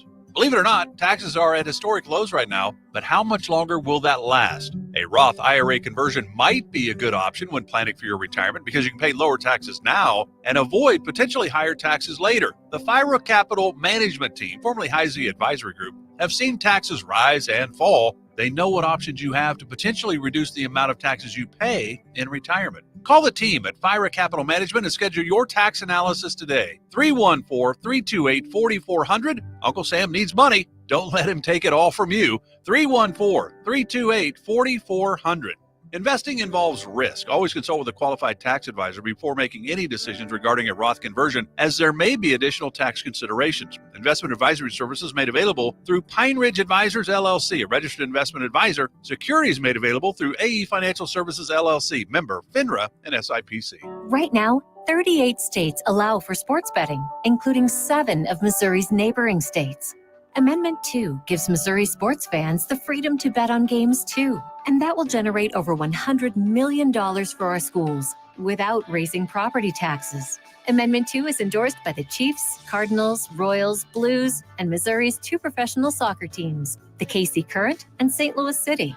These days, Republicans and Democrats don't agree on much, but the Republican and Democratic candidates for governor are both supporting Amendment 2 because it means more money for education. Amendment 2 isn't like the lottery. There's a strong constitutional guarantee. The new money from sports betting will go to our schools. $100 million for education without raising property taxes. Amendment 2 is endorsed by the St. Louis Post-Dispatch and the Kansas City Star. Vote yes on 2. Paid for by Winning for Missouri Education. Mike Pridmore, Treasurer. Wow, honey, have you seen the electric bill? Yeah, it's out of control. But have you heard of Navien tankless water heaters? Tankless? How does that even work? Well, instead of constantly heating and storing water, it only heats water when we need it. So much more efficient than our giant tank heater. That sounds great. Let's look into Navien. Already on it. Imagine all the hot water you need only when you need it. Bulky tanks are history. Navien High Efficiency Tankless is the future. Compact, wall-hung units free up floor space, lower energy bills, longer life than tanks, and a 15-year warranty. Find out more at tanklessmadesimple.com. Uh-oh, Brad's buzzed. Oh, yeah? Yeah, he's starting with the woots. And now a speech. I just want to say that friendship is about heart and brain. Who's with me? Good thing is, he knows when he's buzzed. And my brain is saying, when it's time to go home, somebody call me a ride. Love that guy. Me too. Know your buzzed warning signs? Call for a ride when it's time to go home.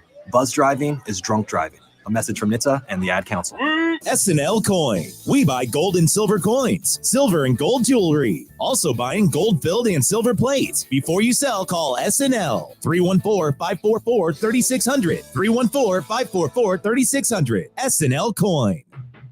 Rich Orris hosts the Kingdom OX Home Improvement Show, presented by Mosby Building Arts.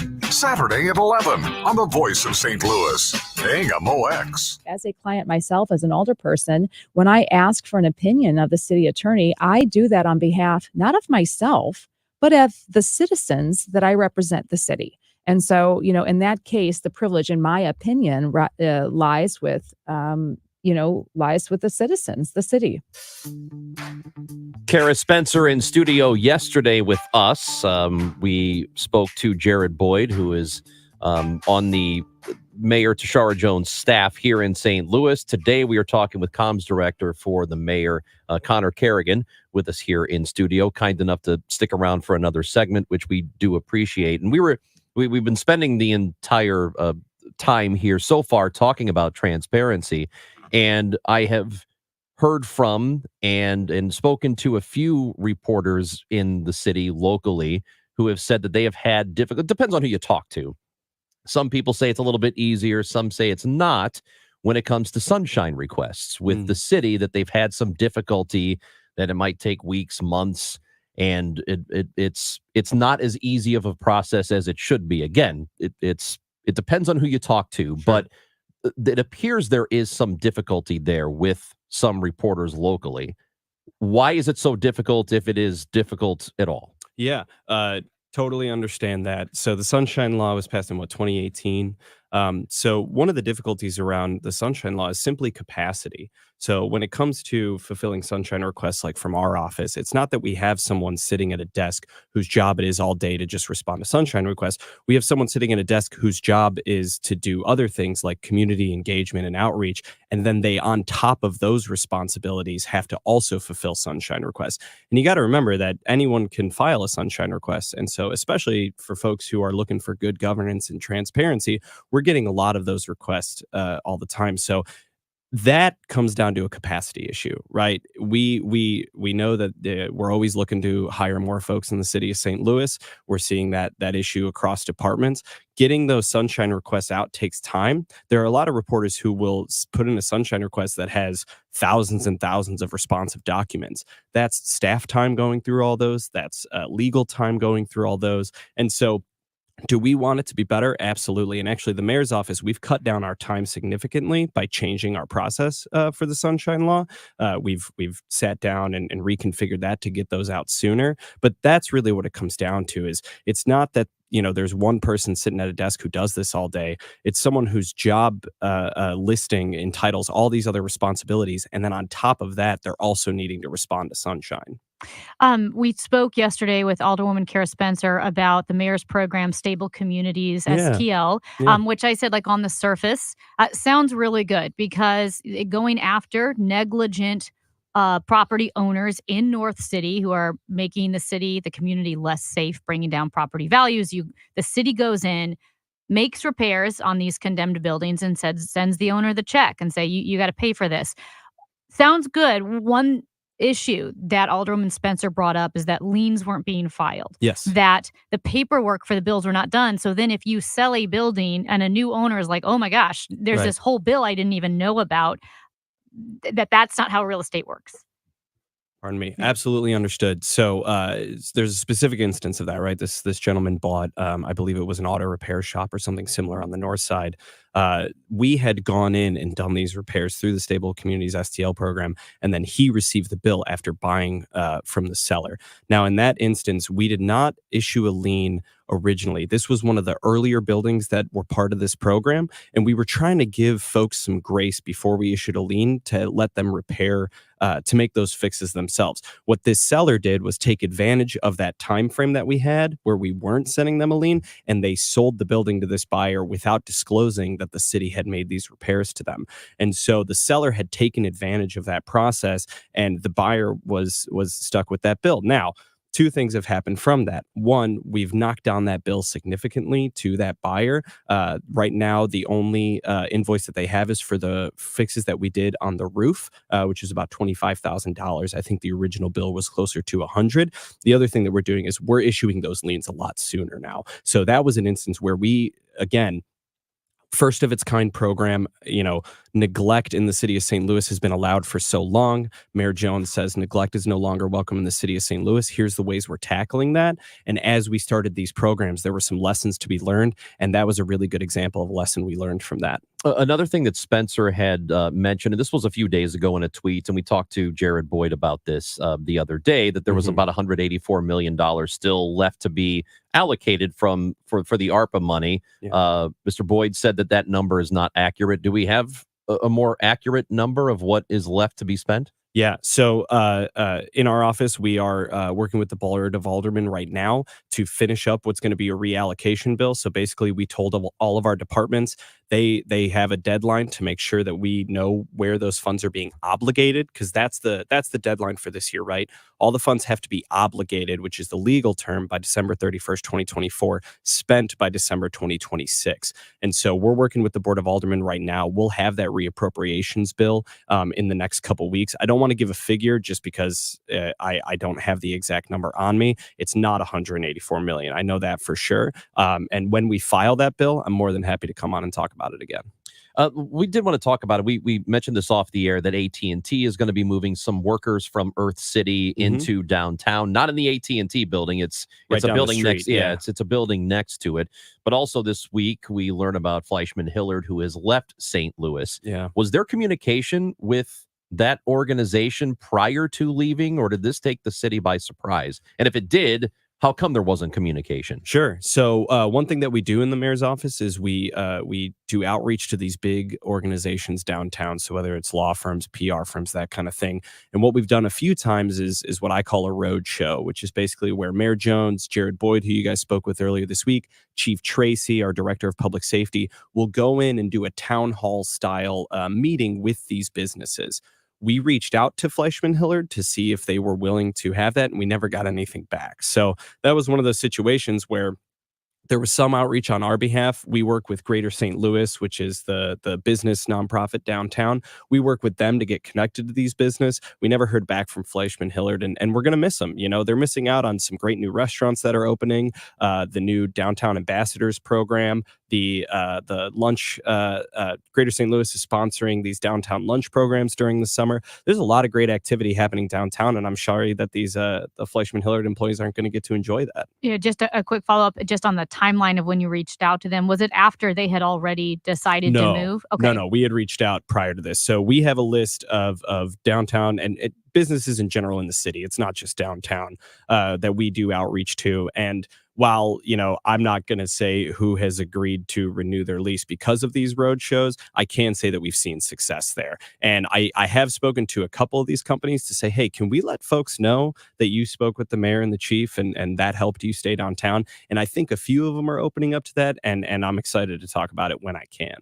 Connor Kerrigan, Director of Communications for the Mayor of St. Louis, is with us in studio. We appreciate you giving us your time, and we might drag you out of City Hall again soon, okay? Sounds great. All right, thanks so for much. coming down. That is Connor Kerrigan with us. We have Bernie Miklas. We'll talk a little baseball, talk some hockey with him next on KMOX. In Missouri, farming isn't just a profession, it's a purpose. You can feel it in our 27 million acres of farmland. You can see it in the nearly 41,000 Missourians who work in agriculture. You can hear it at our farmers markets. You can count it in the $93.7 billion it brings our state. And you can taste it at your family's dinner table. A lot of farmers in our state rely on Bayer's tools and inventions because Bayer has a purpose too, to help farmers thrive. Learn more at go.bayer.com/purpose, paid for by Bayer. At 11:30, we've got some sun. It is 57 degrees downtown at the Arch. This just in. The average rate on a 30-year mortgage rose to 6.44% this week. That's according to Freddie Mac, and that is the highest level in 8 weeks.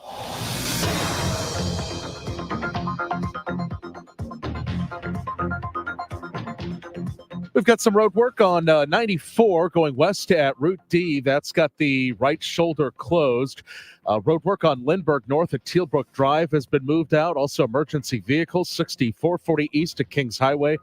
They have moved out. And road work on 364 east at Maryland Heights Expressway. They've also moved out. This afternoon, sunshine with a high approaching 70. For tonight, 44 downtown at the Arch, upper 30s in the colder suburbs. For tomorrow, plenty of sunshine, high 72. Right now, 57 downtown at the Arch. I'm Michael Calhoun, KMOX News. Broadcasting from the Underlaw Injury Lawyers, GetJim.com studios. KMOX. California Psychics is the real deal. They helped me out, totally changed my attitude, totally got me psyched to start my business and to take a new path in my life. At California Psychics, we only connect our customers with the best. We reject 98% of the psychics who apply to us, so we guarantee if your reading isn't life-changing, it's free. New customers receive 20 minutes for just $20. So experience the joy of certainty at CaliforniaPsychics.com. Uh-oh, Brad's buzzed. Oh, yeah? Yeah, he's starting with the woots. And now a speech. I just want to say that friendship is about heart and brain. Who's with me? Good thing is, he knows when he's buzzed. And my brain is saying, when it's time to go home, somebody call me a ride. Love that guy. Me too. Know your buzzed warning signs? Call for a ride when it's time to go home. Buzz driving is drunk driving. A message from NHTSA and the Ad Council. Is your home, business, or church looking tired, chalky, or in need of curb appeal? Go Rhino. Tired of painting year after year? Go Rhino. Our unique 3M ceramic technology is perfect for brick, stucco, aluminum, steel, color lock masonite, and more. It's backed by our 25-year transferable warranty to not chip, crack, or peel. Great if you're staying, and even better if you're selling. Our ceramic coating allows you to maintain all of your architectural features. The decision to do vinyl will leave your home looking like a plastic moldy box. With Rhino Shield, in 15 years, your home will still have that, wow, it looks like you just got it painted. We've done large condo complexes, parking garages, pole barns, and commercial strip malls. We coat sloped and flat roofs to extend their lives too. Evaluations are free. 877-25-RHINO or 877-25rhino.com. See what we did there? Genius. Tell them, ladies. Don't paint, don't Rhino, go Rhino Shield. Never paint your house again. Rhino Shield. Our goal at Neovitin is to make supporting your nutrition as easy as possible. That's why we created the Neovitin monthly subscription. Just go to neovitin.com, choose your multivitamin, sign up, and we will do the rest. You'll receive your Neovitin multivitamin every month with no long-term obligation. You can pause or cancel at any time, and shipping is free. Each Neovitin multivitamin includes our physician-formulated proprietary blend for nutritional support you won't find anywhere else. Start supporting your nutrition the easy way with Neovitin multivitamins. Sign up for a Neovitin subscription today at neovitin.com. Bernie Nicholas gets the final word during Sports on a Sunday morning. This Sunday at 11:45 on KMOX. That's where Smith is on second. The pitch is hit high in the air, right field, hooking toward the pole, and this ball is fair and gone. Shohei Ohtani unloads. The highlight courtesy of Fox Sports, and the Los Angeles Dodgers are, well, they're just good. And Well, the they're- Mets are struggling a bit. Well, the Dodgers, they're probably going to a World Series. Dodgers have taken a 2-1 lead. The Yankees are leading in their series 2-0. Both teams are going to play today. That ALCS will happen at 4 o'clock, just after 4 o'clock. Then at 7 o'clock, it is the NLCS. So baseball's in what is, I think, a pretty fun stage of the year. And we go to the Quiver River Electric guest line today. Every Tuesday and Thursday, we talk to Bernie Nicholas, brought to you by Saliga Heating and Cooling, an American Standard heating and air conditioning dealer. Bernie, how about these playoffs? I only thing I have to complain about is, well, first of all, I'd love to see the Cardinals get back to the playoffs, but that's a side issue. Is that would love to see some thrillers. I mean, some just close games that just kind of, are kind of mind-bending experiences to watch. And we really haven't had that in this round. Now, that obviously can change.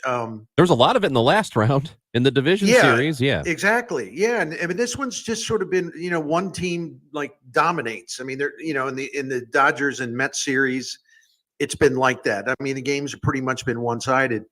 I really thought the Mets had an excellent chance to win, but this is the tricky part about Major League Baseball postseason. There's randomness in there, and there's things that happen that you don't expect. Like, I didn't expect Yamamoto, who pitches for the Dodgers today.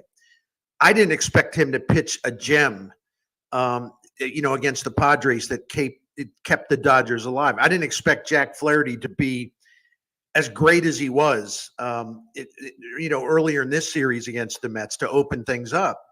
And so the Dodgers have Yamamoto going today against Jose Quintana, who's a really good pitcher for the Mets. But if Yamamoto can repeat what he did the last time out, which is just like, wow, the Mets will be in a lot of trouble because then Flaherty comes back. And so the problem with the Dodgers going in is like, well, where is the starting pitching? And we've seen Yamamoto pitch great last time. Flaherty pitched great last time.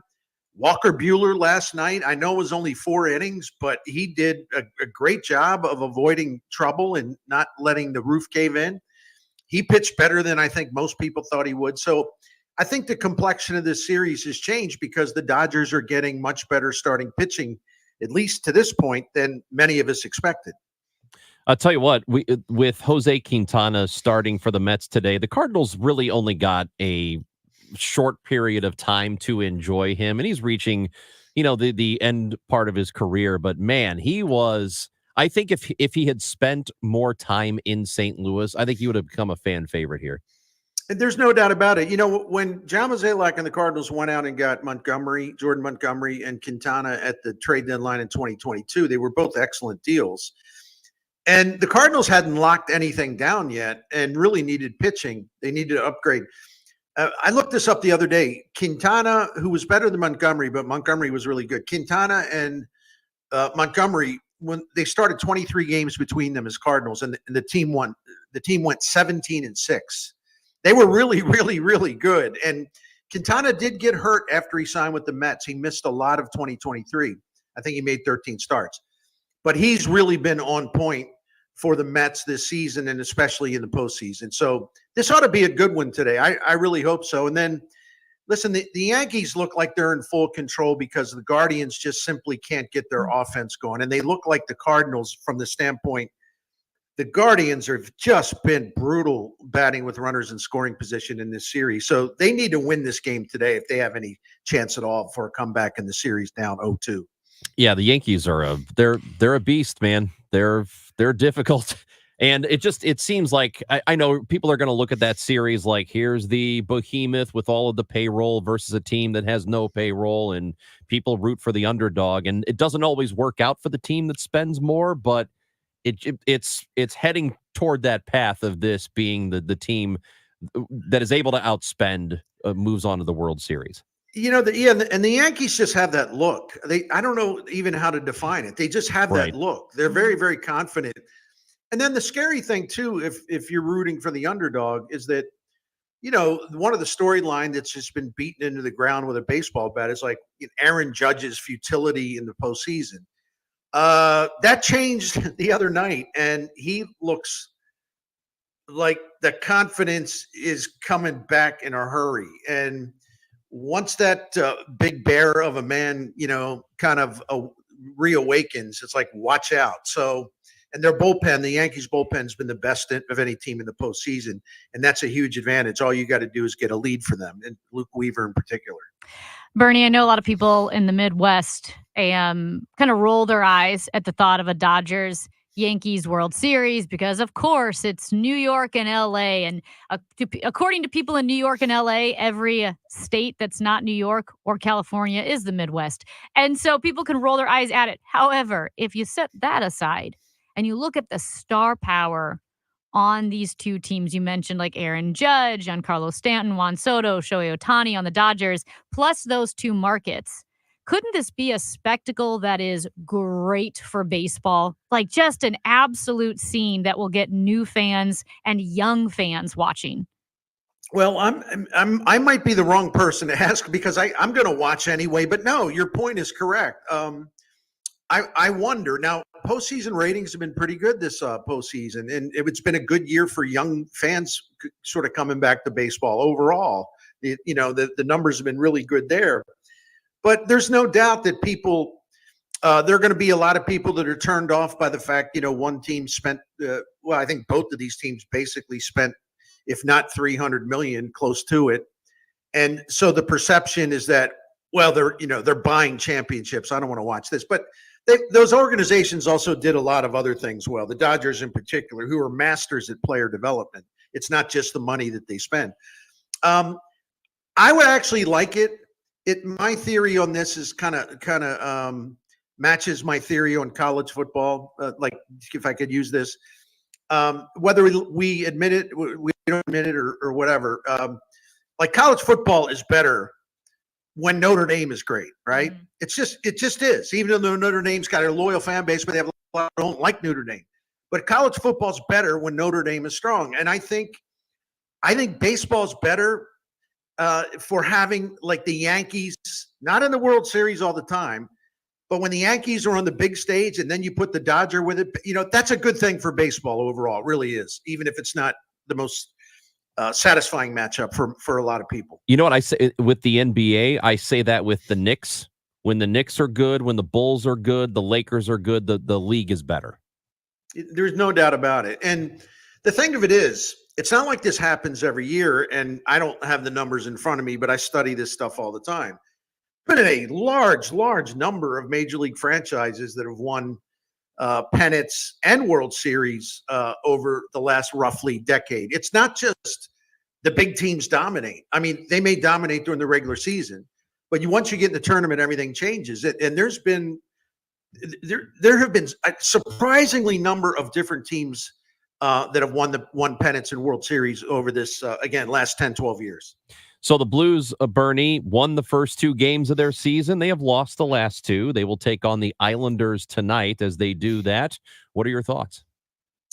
Well, I think everyone's looking for the same thing. Blues fans are, that goal prevention is going to be critical to their success.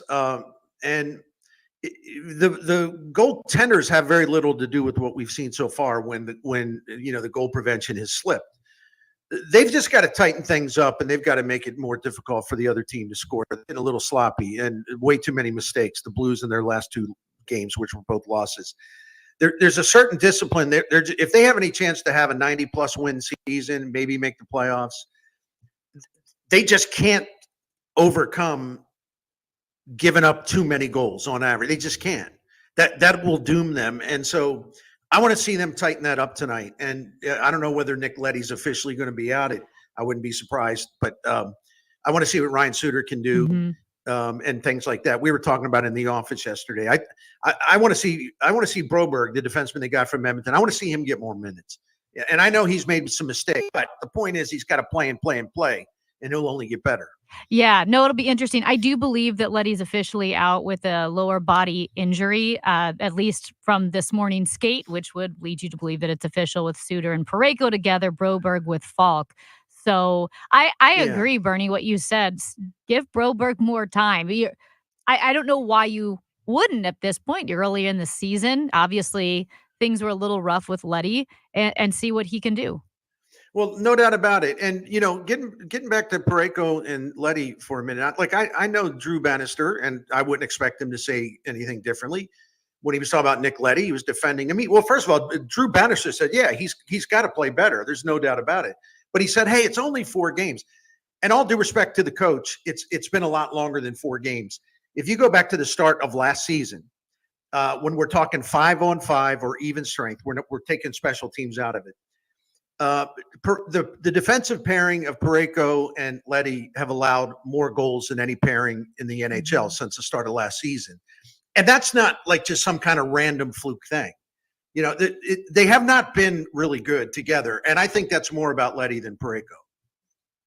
Bernie Miklasz is with us here on KMOX, and he joins us every Tuesday and Thursday. Bernie, I'm telling you what, we love having you on. This has been a really cool thing to have you back here on KMOX. Absolutely. No, I'm thrilled every time I have a chance to do it, and it was really good to meet Amy for the first time yesterday. I was thrilled. Ranji, I don't really care. Yeah, but, it's not very nice. Just kidding, nice. my man. No, it was good to meet. It was good to meet you. So, man, what a great sports weekend this will be. I think Illinois is going to beat Michigan, and I think Mizzou will handle Auburn. I really do. So, I want to throw that in. Awesome. Good. They need to.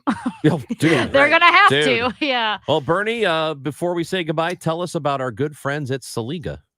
It is my pleasure to do that. Saliga Heating and Cooling has been serving St. Louis families, generations of families since 1927. What does that tell you about how great they are? What does that tell you about their trustworthiness? What does that tell you about their credibility? I mean, this is a competitive industry in St. Louis, heating and cooling.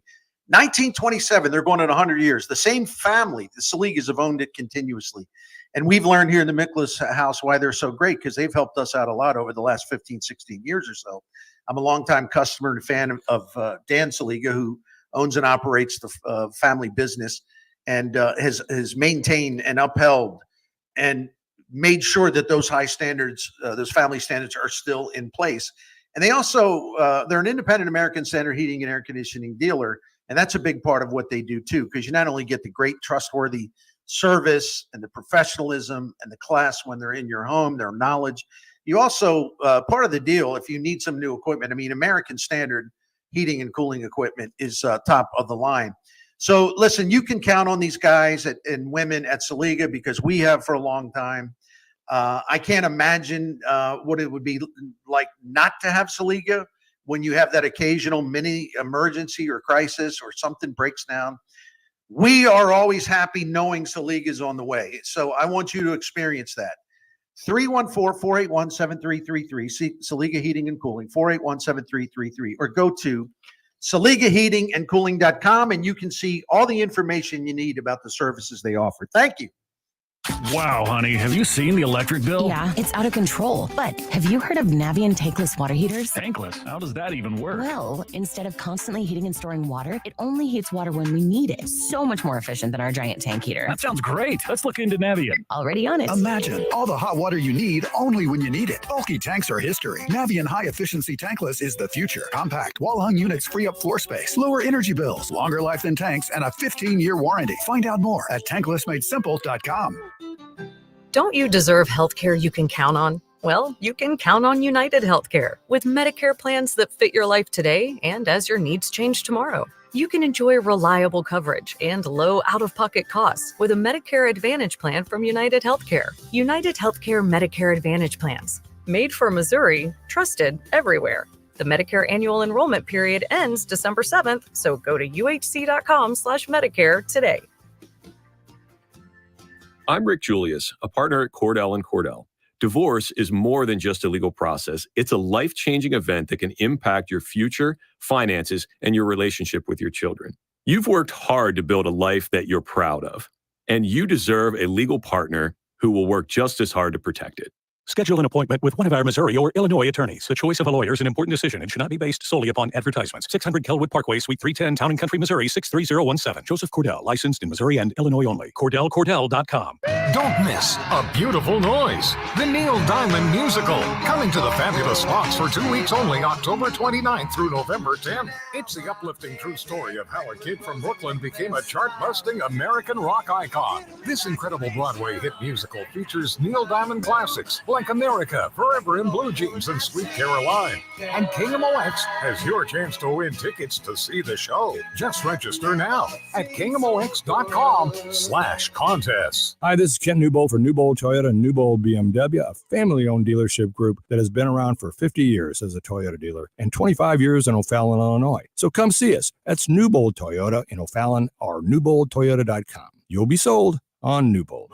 Lombardo Homes welcomes you to Autumn Hollow in Wentzville. Grand opening this Saturday, October 19th. Autumn Hollow is located on the south side of Highway N, west of Hopewell Road, and offers custom, new construction, nature, and tradition series homes in the Wentzville School District. This picturesque community features spacious home sites and an abundance of community woodlands and open space, with 2 to 5 bedroom homes ranging from 2,000 square feet to over 4,000 square feet. For more information, visit lombardohomes.com. Natural disasters happen every year. Fires, hurricanes, tornadoes. And with that, your most important moments recorded on VHS, camcorder tapes, and 8mm could all be gone in an instant. Cherished moments like your wedding, baby's first steps, family trips to Yellowstone, lost. Enter Legacy Box. Digitizing your old media with Legacy Box protects your irreplaceable memories from the threat of natural disaster by digitally preserving them onto thumb drive, DVD, or the cloud, so they're safe forever. Legacy Box is the safest and easiest way to preserve your past, which is why it's been trusted by over 1 million families. Send Legacy Box your home movies, photos, and film. Their team of trained professionals will do the rest right here in the U.S.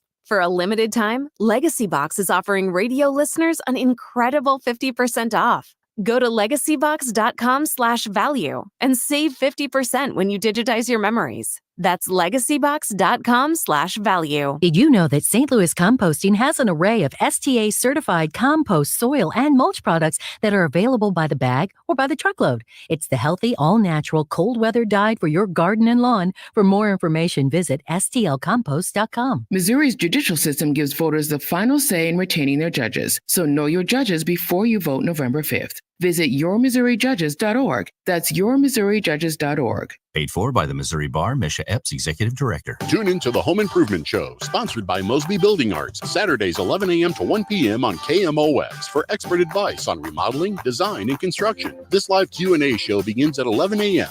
or find podcasts at mosbybuildingarts.com. I'm Sean Malone. This is KMOX, the voice of St. Louis.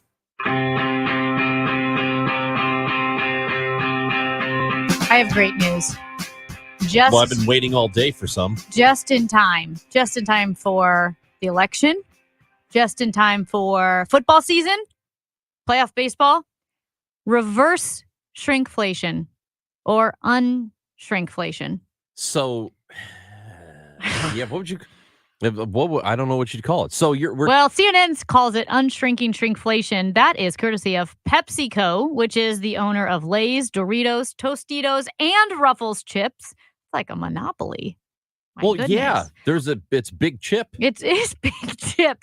I had no idea, but PepsiCo, aka Big Chip, they're putting more chips in some bags to try to lure back customers who are tired of the skimpy servings in bags with the same or even higher prices. So shoppers, as we know, they are not thrilled with downsized chips, cookies, paper towels, other products. That's where we get the name shrinkflation. But a PepsiCo spokesperson told CNN that Tostitos and Ruffles bonus bags will contain 20% more chips for the same price.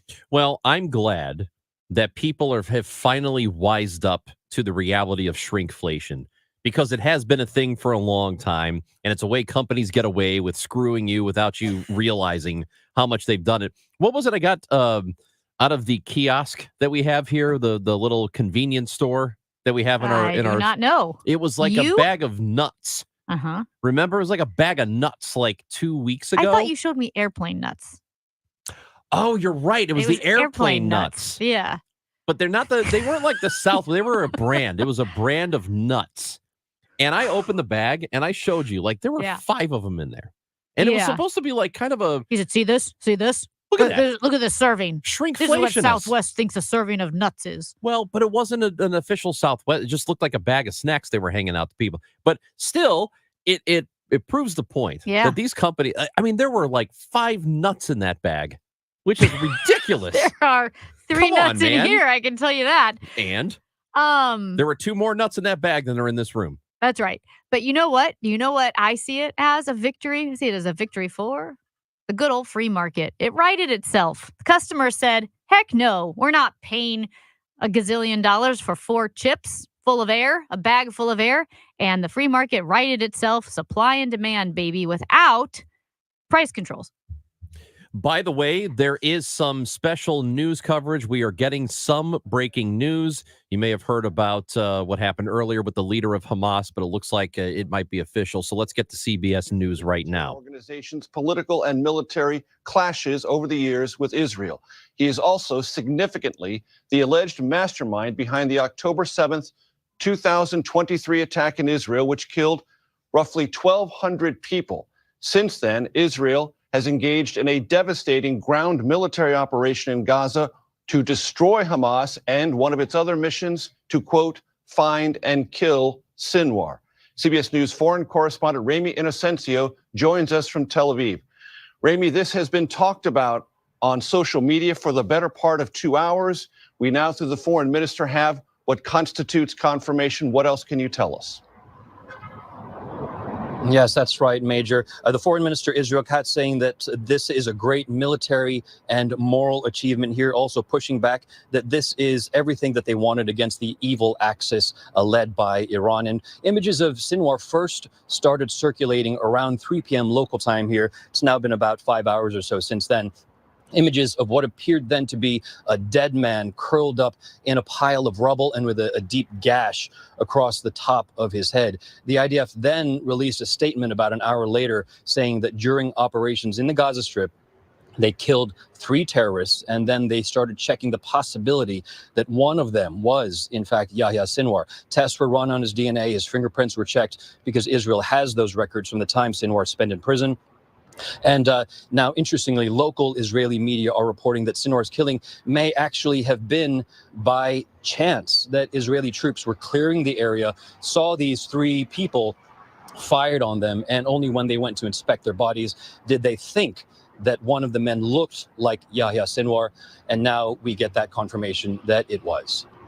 And Rami, in the main, Sinwar has been not that visible above ground in Gaza, as I understand it, and that has been one of the complicating factors for the Israeli Defense Forces as it has carried out its campaign in Gaza. Is that correct? Yes, that's right. It has been very difficult to try to track down where he is, of course. And we're also trying to hear what Hamas has been trying to have in a kind of reaction. Hamas so far hasn't issued a statement so far, but looking ahead, the first question for that group is who will lead Hamas now? Israel killed Hamas's commander, we know, Mohammed Deif, back in July. He was called the Osama bin Laden of Gaza and another mastermind of the October 7th attacks. We know that Ismail Haniyeh was assassinated in Tehran in July, the head of Hamas's political wing. Other deputies have been killed, along with thousands of Hamas fighters. So if and when a new leader is decided, Major, the question then could be whether to try to strike Israel here in retaliation. We know Hamas has been degraded over the past year, but we know it hasn't been destroyed. Or perhaps could the death of Sinwar bring Hamas to its knees in some way and then back to the negotiating table for talks. But right now, we might expect that Hamas in Gaza, and as we know they exist across the Middle East, is reeling and is in disarray. Rami, please stand by. I want to bring in our Face the Nation moderator and our chief foreign affairs correspondent, Margaret Brennan. Margaret, what are you hearing from your sources, and can you, for the American audience, contextualize the importance of this moment? Major, U.S. sources, Israeli sources tell us this is a game changer. We now have from Israel Defense Forces, from top Israeli officials, the confirmation that Hamas commander Yahya Sinwar, he was the architect of the October 7th attack on Israel, is confirmed dead. So to give Americans a sense of how significant this is to the Israelis, this is their Osama bin Laden. And on Wednesday, the Israel Defense Forces killed Sinwar and 2 other men in a raid in southern Gaza. An Israeli security official told CBS today the soldiers happened to notice that one of the men just looked like Sinwar. In other words, they got lucky here. And because this wasn't a combat engagement, not a bomb drop from the sky, a combat engagement, they were able to take DNA samples from the remains back to Israel and to confirm the death. They now have multiple sources of confirmation in the field and back in Israel that the DNA matches that of Yahya Sinwar. So from this morning, from dawn, I am told by U.S. officials, they have been working to try to make this determination. We know President Biden is traveling outside of the country, but throughout the morning, he has been regularly updated aboard Air Force One. And at this point, all my reporting is that there was no U.S. role in the specific attack that killed Sinwar Wednesday.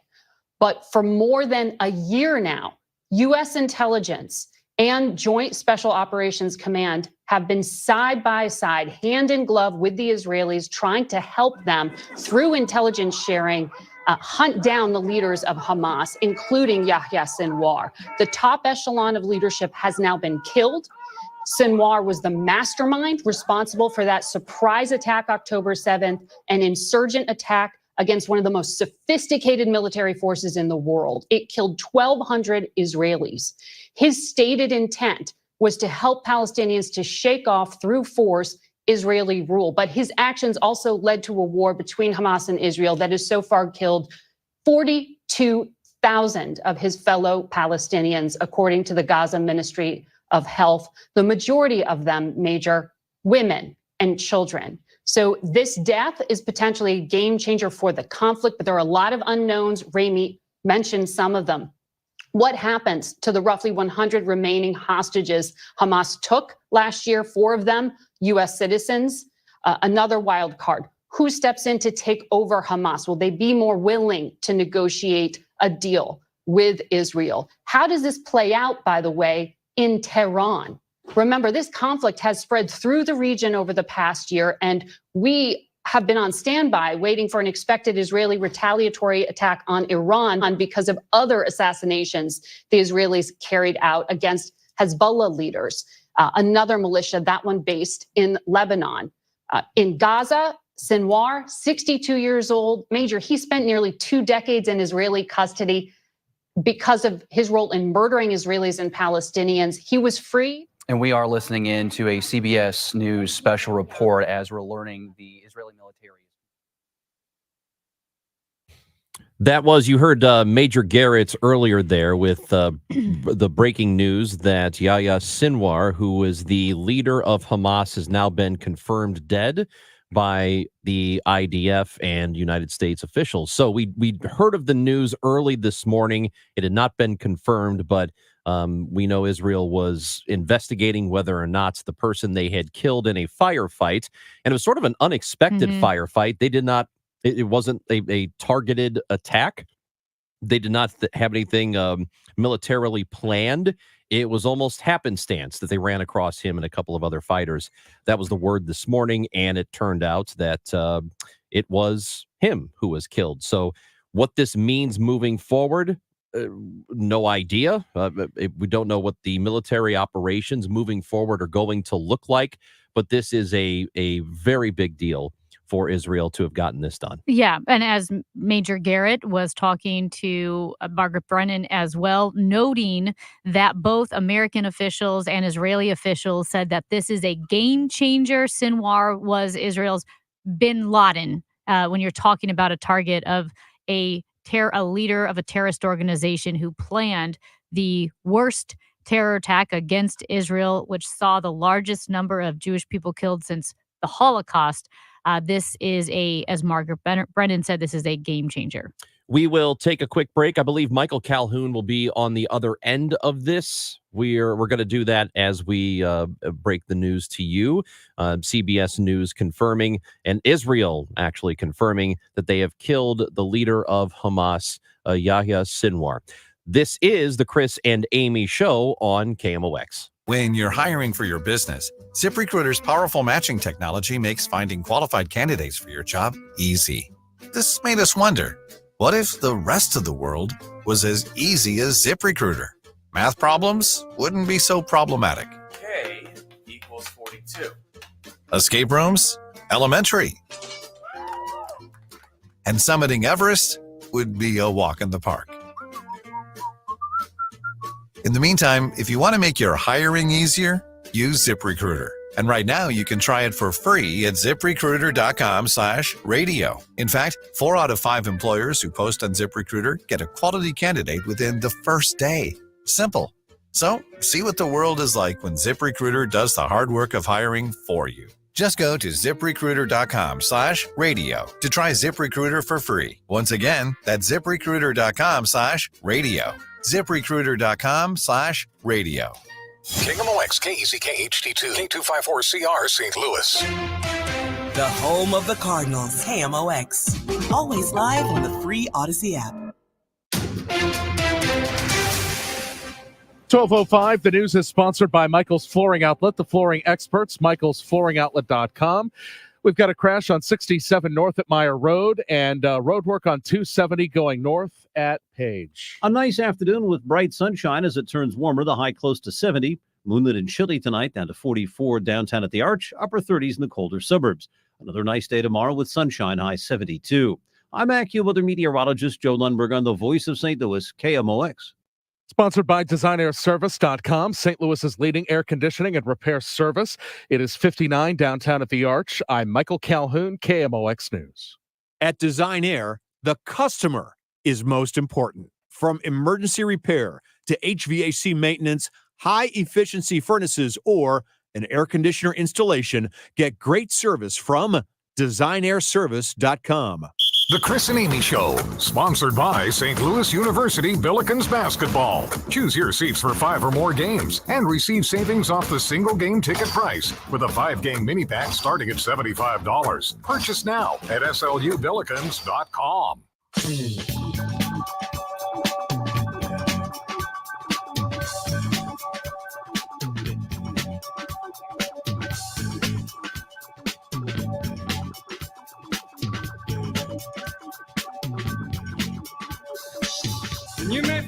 It is the Chris and Amy Show. Again, the breaking news from just a few moments ago that Israel has confirmed the death of Hamas leader Yahya Sinwar. So we might be going back to Benjamin Netanyahu, who is expected to deliver remarks, we think. But whatever happens next, we will keep you updated on all of it, of course. Joining us on the Quiver River Electric guest line is the stepfather of Cole Deering, who is an autistic student athlete who's been banned from a cross-country team after running in a charity race. Dr. Jigar Hindia is with us now on KMOX. Dr. Hindia, it is good to speak with you. How are you doing? I'm well. How are you? We're doing okay. So first of all, tell us exactly what happened here, because this is a story that's gotten a little bit of traction here in the St. Louis area. Your stepson is involved in cross country and was removed from the team after running a charity race. And now there is a change.org petition that has been signed by over 3,500 people to get him back onto the team. Tell us exactly what has happened here. So Cole is an avid runner. I've been for the last about 2 years now. And, you mentioned he's autistic, which has been, the reason why running is so important to him is because that's become his thing. Running is his one big interest, and we want to encourage that as much as possible. So this past weekend, we had enrolled him in a charity 6K through Cardinal Glennon. It was called the Sun Run. It was important to us because, one, my daughter, our 2-year-old daughter, was recently hospitalized at Glennon actually last week with pneumonia, and we were appreciative for their care. This run came up, and we thought it was a great way to kind of give back to Glennon for their, as our gratitude for their care. But also because Cole wanted to do it, and he's an avid runner, and we figured, this is a great event, this is a great cause, let's go ahead and do it. And so he ran the race, he did well, and we were told Monday, the day after the race, from his coach that running the race would potentially jeopardize his remaining cross-country season. And that day was spent talking to his coach, to the school administrators, and then to IHSA, and they made us aware there's a rule that essentially running any outside race, no matter what the circumstances are, will make him ineligible to compete on the team in that particular meet. And so he was able to run in the conference championships that went for state. Okay, could you repeat that last part? You did break up a little bit, Dr. Hindia. Could you, what was the last part? You said he has been banned, and what did you have to say about the conference championship? So he was made ineligible to run in the conference championships. That was on Tuesday, and that would have put him potentially at an eligibility to run in state. So this came up because you did tell the coach or the school that he ran this race, or someone reported that he ran this race? So somebody reported it to the coach. We weren't sure really the sequence of events, but somebody had notified the coach that he ran this race. He then notified the school's athletic director, who then called IHSA, and that's who gave the ruling. And for people who are listening and think, well, this doesn't make any sense, it is weird. And every state's high school association is going to have different rules when it comes to athletes participating in their sport or using skills that they would use in their sport in season during the high school season. What's interesting, if you're thinking of Misha, like Missouri's rules, it seems bizarre, but Missouri high schoolers are allowed to run 2 5Ks in season, but that's it. They're allowed to run 2 non-sanctioned 5Ks in season. In Illinois, student athletes, runners, are not allowed to run any races in season. Yeah, to me, it makes no sense. And I really have been unable to find out the rationale behind this, because what I'm told is, you know, he's in cross country, and if the race he ran this weekend was on a track, that would have been okay. And if it was track season and he ran a race that was on the road, that would be okay. But because he ran during the season for cross country on a road race, that is where the sticking point takes place. And we don't really quite understand why. Yeah, I don't think it makes any sense. It seems very random. I'm in the running world. I've talked to, you know, other people who are involved in track and field. They get it. It's so random because even in Ohio, I think they have the same rules, but running on a road doesn't count as the same sport. So it seems very odd. I want to ask Dr. Hindia, I think, did this primarily come up because Cole won the race? Like someone saw that he won the race, saw that he was a high school runner, and then reported him? You know, we're not sure who reported him initially or what the circumstances were, so I really can't speculate. We are visiting with the stepfather of Cole Deering. Dr. Hindia is with us now on KMOX, and Cole is the runner who was removed from his high school track team as a result of participating in a charity event. And yeah, so I want to point out that the change.org petition that has been drawn up here, and you've got at this point now a little over 3,700 signatures. The purpose of it is to change the rule. You want to get the IHSA to change the rule. Do you envision that since this story has gotten some attention that maybe there could be some movement in that direction? Have you talked to IHSA or anybody who knows? You know, I spoke to them prior to the petition and prior to really the media coverage of this. At that time, the talk I had with them led to me being told there's no bending the rules, there's no exceptions to the rule, there's no process for appeals. And to me, that kind of struck me, you know, it seems wrong to not have a process to allow for conditions where, you know, if a student is running a charity race, you know, which really doesn't have any bearing on his season, why that wouldn't be allowable. I understand the rules are there for a reason, but the reason just isn't clear to us, and I wish that was better explained. If he was getting a monetary prize, if he was running for a different coach or a different team, I would understand completely how that would be, you know, counterproductive to his team efforts. But this was a charity fun run, really, you know, for Cardinal Glennon. It really didn't make sense to myself and my wife why that would be an issue, and we were totally shocked that it was.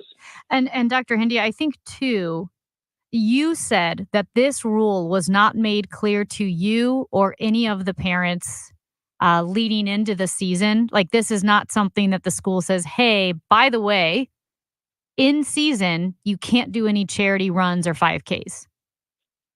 You know, I can't speak for all the parents that were part of the team, but for myself, I attended the orientation with my son, and I heard nothing of that sort because it would have caught my ear. You know, it would have been something that I would have remembered, because we do like to do these kinds of runs whenever they come up, and I would have known to not do them had I heard that.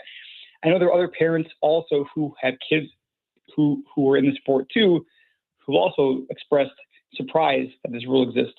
Yeah, and I would say, like, that to me is such a strong case in your favor, because I get that rules are the rules, but this is something that is neither illegal, immoral, unethical, or unbecoming. This was a charity run, and if you can be so easily disqualified for a season for an action that presumably is good, then I think that rule needs to be made known. I too called friends yesterday, parents who have kids running cross country, and asked them if they knew about what the rule was in Missouri or Illinois. They didn't know either. So to me, to have a rule that's so easily disqualifying, that disqualifies a student, that should be made explicit and clear. I agree. Dr. Hindia, we really do appreciate your time today, and keep us posted as to what happens. Again, there is a change.org petition that is there to get the IHSA, hopefully, to change this rule. We thank you for visiting with us today, and good luck to you and to your son. Thank you both. I appreciate it. That is Dr. Hindia with us. Again, his son is a 14-year-old Cole Deering out of O'Fallon, Illinois. So that's a story, as I mentioned at the top, that's gotten a little bit of traction here, especially locally. I wonder if anything is going to come of it. I guess we'll see. I know that it's difficult for these organizations to change rules, but we'll see. We shall see. So again, there's that change.org petition. Meanwhile, if you are looking to work on your outdoor space, maybe you've had ideas for it for a while and you just can't make the move, right? You can't make that phone call or commit because, one, whenever you are doing a big project like putting in a new deck or a fence, it's going to cost a lot of money. It's a big investment, right? You're working on your house. So you want to make sure that you've got the best craftsmen working on the home. You want to make sure you've got the best products that will be used to build your fence or to build your deck, and that you've got the best company that's going to stand behind their work. And also at the best price, right? STL FenceWorks can check all of those boxes, and most companies absolutely cannot. Maybe they can check 2, maybe 3, but STL FenceWorks checks all of those boxes. They've got a lifetime warranty that surpasses anything else in the industry. They use products that are wholly sourced and manufactured right here in the U.S., whether it's their Homeland Vinyl products for a selection of vinyl fences, Jareth manufacturing aluminum fences, or Wolf Cellular PVC decking. And they're, by the way, the #1 distributor of Wolf Cellular PVC decking right here in the Midwest. All of those products wholly sourced and manufactured right here in the U.S. And they're a family-owned company and a locally owned company, so you can trust them that they stand behind their work. Visit them today at stlfenceworks.com. Disasters strike without warning, but together we can help those in need. Your financial donation to the Red Cross provides critical relief when it's needed most. Visit redcross.org or call 1-800-RED-CROSS or text Red Cross to 90999. Messaging data rates may apply. Donate today. Every dollar counts. Hi, this is Jeff Sachs with Sachs Financial. Do you have a plan for your retirement when it comes to your income so that you can live your best life? If not, go to our website and find out about our retirement compensation plan. RetireSafeSTL.com. RetireSafeSTL.com. Wesley Financial Group is not a law firm. Hi, I'm Chuck McDowell, the timeshare cancellation guy and founder of Wesley Financial Group. And I want to set the record straight. I am not an attorney. I've never wanted to be an attorney. And the truth is, I really don't even like attorneys. If I sound like an attorney or if I look like an attorney, I'll apologize. But what I've learned in my 15 years in the timeshare cancellation business is you don't need to be an attorney to get folks out of their timeshare. At Wesley, we've helped over 40,000 families cancel their timeshare without me being an attorney. And I want to share with you how we do it. Just give my office a call, and you will not talk to an attorney. And I guarantee if we take you as a client, we'll get you out of your timeshare, or you'll pay nothing. Call now for your free timeshare exit info kit. Call 800-290-7100. That's 800-290-7100. 800-290-7100. Right now, 38 states allow sports betting, including 7 of Missouri's neighboring states. Amendment 2 gives Missouri sports fans the freedom to bet on games too, and that will generate over $100 million for our schools. Amendment 2 is endorsed by the Chiefs, Cardinals, Royals, Blues, and Missouri's 2 biggest newspapers, the St. Louis Post-Dispatch and the Kansas City Star. Here's Hall of Famer Ozzie Smith asking you to vote yes on 2. Back in my day, I was the wizard of the infield. Now, I'm a grandfather. That's why I'm voting yes on Amendment 2. It means over $100 million for Missouri schools and teachers, and no more broken promises. There's a constitutional guarantee that the money goes to our schools, and legalizing sports betting is great for us fans too. That's why the Royals, Chiefs, Blues, and Cardinals all join me in saying yes on Amendment 2.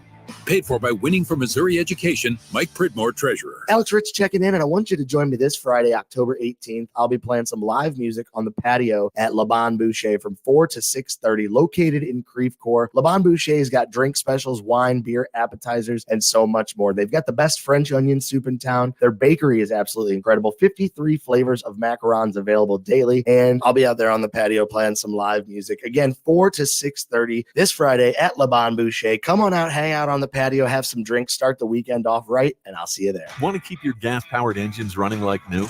Stable's proprietary formulas are proven by third-party testing to outperform the competition in keeping fuel fresh, preventing corrosion, and cleaning the entire fuel system. With Stable, you can have confidence you are doing the right thing for your engine's long-term health. Just pour into your gas can or fuel tank, then top off with fresh fuel. At every fill-up or when you store, start with Stable. Available where fuel additives are sold. Lowe's knows it's easier to make the right calls when you have the right team. That's why our Lowe's Red Vest associates can help with game time decisions. Plus, use in-store mode on the Lowe's app to find what you need. Under pressure at home and want it soon? Order online by 2 p.m. to get it same day. Same day valid on eligible in-stock items and select zip codes only, subject to driver availability. Fees vary based on purchase. Exclusions and more terms apply. See Lowe's.com/same-day delivery for details. I'm Maria Kina. This is KMOX, the voice of St. Louis. Amy, if true Republicans yearn for the return of the grand old party they knew in the past, this is their last chance. If Trump wins, the GOP becomes the gone old party. That is great call. The Robert. gone old party. Robert with a voice message. You can send one of those too on the Odyssey app.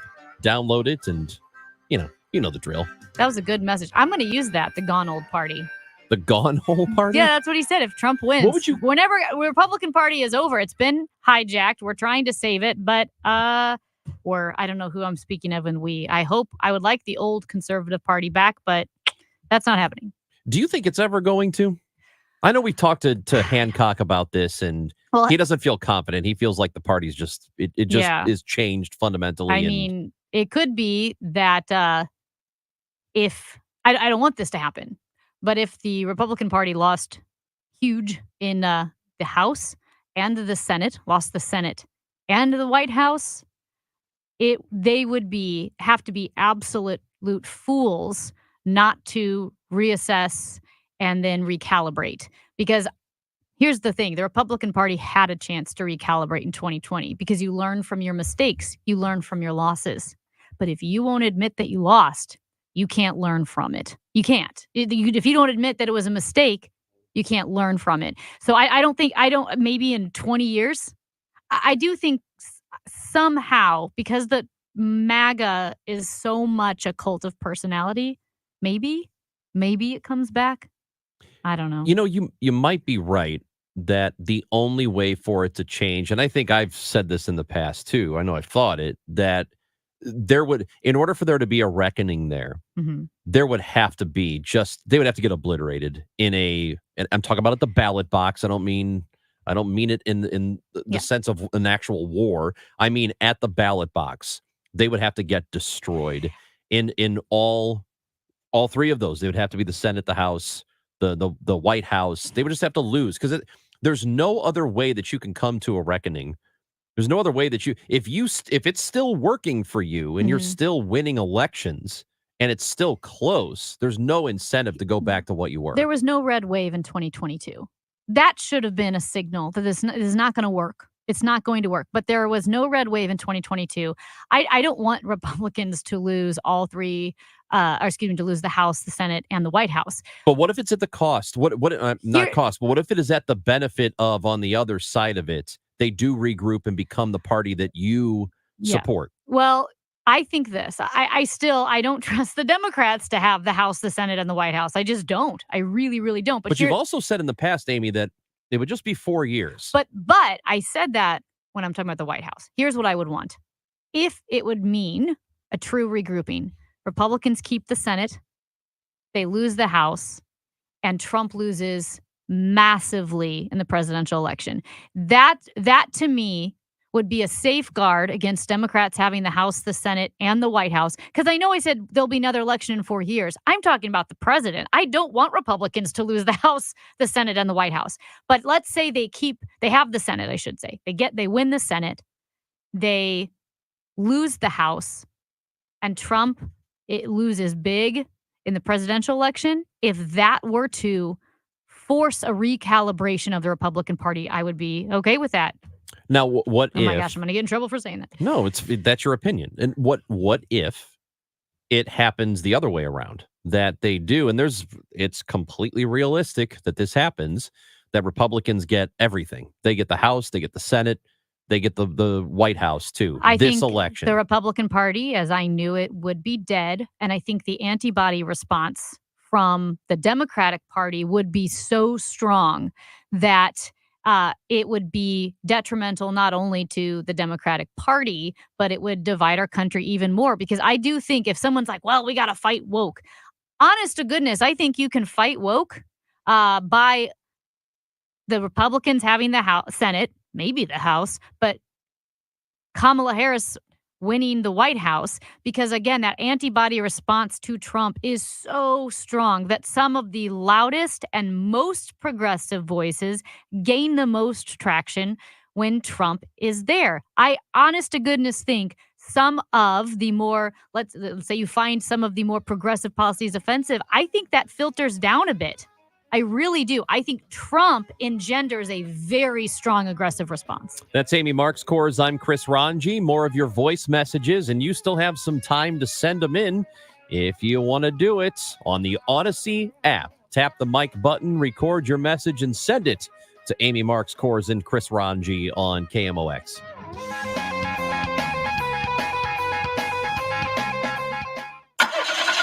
Is your car still under warranty? No, not anymore. My mechanic just suggested an extended service plan from Ox Car Care. Ox Car Care? Yeah, Ox will cover repair bills if anything happens to the car. New brakes, transmission, AC, or engine problems. Plus, Ox Car Care offers free oil changes, tire rotation, and roadside assistance. Wait, you pay nothing on repairs? Ox gets it fixed? Free oil changes, free tire rotation, and free roadside assistance? Yeah, you don't pay. Ox pays. Ox even has a 30-day money-back guarantee and is A+ rated on the BBB. They handle their claims from start to finish, unlike those other warranty companies. The last thing I need is an unexpected car repair bill. I'm calling Ox Car Care now. Call Ox Car Care for your free quote. 800-221-6319. Ask about senior and military discounts. Don't get stuck with a major car repair bill. Call Ox Car Care. 800-221-6319. 800-221-6319. Or go to oxcarcare.com. If you're driving a car or truck with an expired warranty and suddenly lost your transmission or needed a full engine repair, would a $4,000 repair bill leave you stranded? I'm Danica Patrick. Don't get caught off guard with a vehicle breakdown. Choose the company I trust, Endurance. No matter the mileage, if your vehicle is less than 20 years old, Endurance offers auto protection plans for any budget. Protection on the drivetrain, electrical, transmission, AC, and more. Plus 24/7 roadside assistance and rental car reimbursement on any plan. Endurance handles everything from making the claim to paying the certified mechanic of your choice. Act now and get 1 full year of elite benefits, a $2,000 value, free. Endurance has paid hundreds of millions in claims. Call for your fast free quote today. Call 800-296-7260. That's 800-296-7260. 800-296-7260. It is 12:30. We've got sun and 61 degrees downtown at the Arch. CBS News special report. Israeli soldiers have killed Hamas leader Yahya Sinwar in an operation in Rafah in the southern Gaza Strip. CBS's Charlie D'Agata at the Pentagon. He became known as the Butcher of Khan Yunis for the killing of several people, but including the killing of 12 Israeli soldiers. He was imprisoned in the 1980s. He was actually released in 2011 by Prime Minister Benjamin Netanyahu himself in exchange for an Israeli hostage or an Israeli soldier that had been taken hostage. Sinwar was the chief architect of the October 7, 2023 attack on southern Israel that killed more than 1,200 Israelis and triggered the Gaza war. Israel's Minister of Defense says the state of Israel has brought justice with the elimination of Yahya Sinwar, a vile murderer and terrorist. House Speaker Mike Johnson says Sinwar's death has brought relief to Israelis. Again, Israeli soldiers have killed Yahya Sinwar, the leader of Hamas. CBS News Special Report. I'm Christopher Cruz. We've got road work on 270 going north at Page. That's in the right lane. A crash on Lindbergh going north at Meyer Road. And the weather is sponsored by Gloria Liu with Your Home Sold Guaranteed Realty. Sell your home with trust, confidence, and written guarantees. Gloria Liu with Your Home Sold Guaranteed Realty is St. Louis's real estate expert. Visit GloriaHasTheBuyers.com. Sunshine today, high 70. For tonight, upper 30s in the colder suburbs, 44 downtown at the Arch. Tomorrow, sunshine, high 72. Right now, 61 downtown at the Arch. I'm Michael Calhoun, KMOX News. Hi, this is Ken Newbold at Newbold Toyota and Newbold BMW. I am so confident that my team will take care of every one of your service and sales needs. I'll give you my cell phone, 618-791-5470. Newbold Toyota or newboldtoyota.com. You'll be sold on Newbold. Broadcasting from the Underlying Tree Lawyers, GetJim.com studios. KMOX. If you had a crystal ball, you wouldn't agonize over when to sell your home. You would just ask, should I sell while my home's value is sky high, or wait and hope the bottom doesn't drop out of the housing market? The thing is, I'm not ready to move. Well, you don't need a crystal ball with TrueHold's Sell and Stay. You can literally sell now and move when you're ready. When you sell your home to TrueHold, you can cash out your home's equity quickly and easily. And you can stay in your home with a flexible standard lease. TrueHold pays property taxes, property insurance, and essential repairs too. TrueHold unlocks your wealth without uprooting your life. Get a no-obligation offer now while home values are sky high. You could use the money to secure your retirement, pay off bills, or finance your dreams. Call 1-855-300-9993 or visit TrueHold.com. The smarter, faster way to cash out on your home's equity without moving, that's TrueHold.com. Terms and conditions apply. See website for more details. Touchdown, Kansas City! Can't make it to Kansas City for the big game? No problem. Experience every Kansas City Chiefs game, like here in the front row at Valley Sports Live in Ballpark Village. Join fellow Chief fans on game day and feel the roar of the crowd right here in St. Louis for the Chiefs. Chiefs watch parties presented by Jim Beam. Don't miss a moment of the action. Head to KMOX.com/events to reserve your table now and cheer the Chiefs to victory. Okay, boys, here we go. When they take the field. Take the field? Let's have some fun. We take you to the game. They don't like us. We don't like them. Tonight, it's the Broncos and Saints. And you can hear the game here. Segment Cancer Center game time, 7:15 on America's Sports Voice, KMOX. Chris and Amy, Vice President Harris's response regarding the mental faculties of President Biden begs the question, if there are no issues with his mental faculties, then why is she the one running for president and not him? That is Tim leaving us a voice message on the Odyssey app. Thank you very much. I think the answer to that would be that after the debate performance, which was horrific, it hit them in the face that they had to make some kind of move or they were going to get crushed. And he came to that realization finally. I think he was very reluctant to do it. And he, from people inside his circle that said, he was defiant every time he was asked anything about not running or, should you step down or whatever. He was like, I'm seeing this thing through. And I think it just took him a lot of convincing to finally decide to not run again. I think the final convincer was Nancy Pelosi. Once that shoe drops, Nancy Pelosi, love her or hate her, she really has done an incredible job throughout her career, not controlling her party, but leading her party, I should say. Making them see the light a bit. Making them see the light a bit. And I would say, to her credit, she did what the Republican Party refused to do, which was call out and say, hey, You don't run this party, to the fringier members of her party, to the loudest newcomers like the AOC, like the Squad. Nancy Pelosi called them out and said, hey, you guys don't run the party yet. I'm the head of this party. We're not out there yet. Like, she was able to moderate that in a way that the Republican Party let the loudest voices take over. Well, what also happened is after that debate performance, it became painfully clear to the electorate, even the Democratic electorate, that they had to move on or they were going to get obliterated. And I think that their own internal polling in the immediate aftermath of that, I think is probably what did it, where they just said, look, Joe, this is not going to work. And if you run, we're going to get smoked for sure. Yeah. And I think that's what it was. And I don't say that, like, I don't get, and I'm not saying to their credit, because basically Joe Biden was, if not forced to step down, it was, he was strongly suggested that he step down, right? Heavy, like, persuasion that he stepped down, pressure that he stepped down, not because they were concerned about his mental faculty, not because they were concerned about how he would be over the course of 4 years, or that they thought, man, this is not great. This is an older man who is suffering, is on mental decline. Not because of that, but because they thought they were going to lose.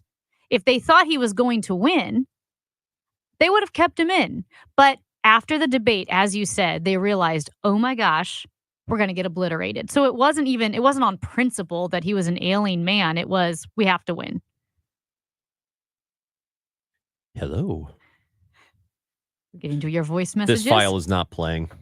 That's trying to play a file, but it's not. You got the voicemail from Brett or from BG about Bret Baier? It's not playing over here. First point is that Harris got to the interview late, and the hour interview turned out to be a 20-minute interview.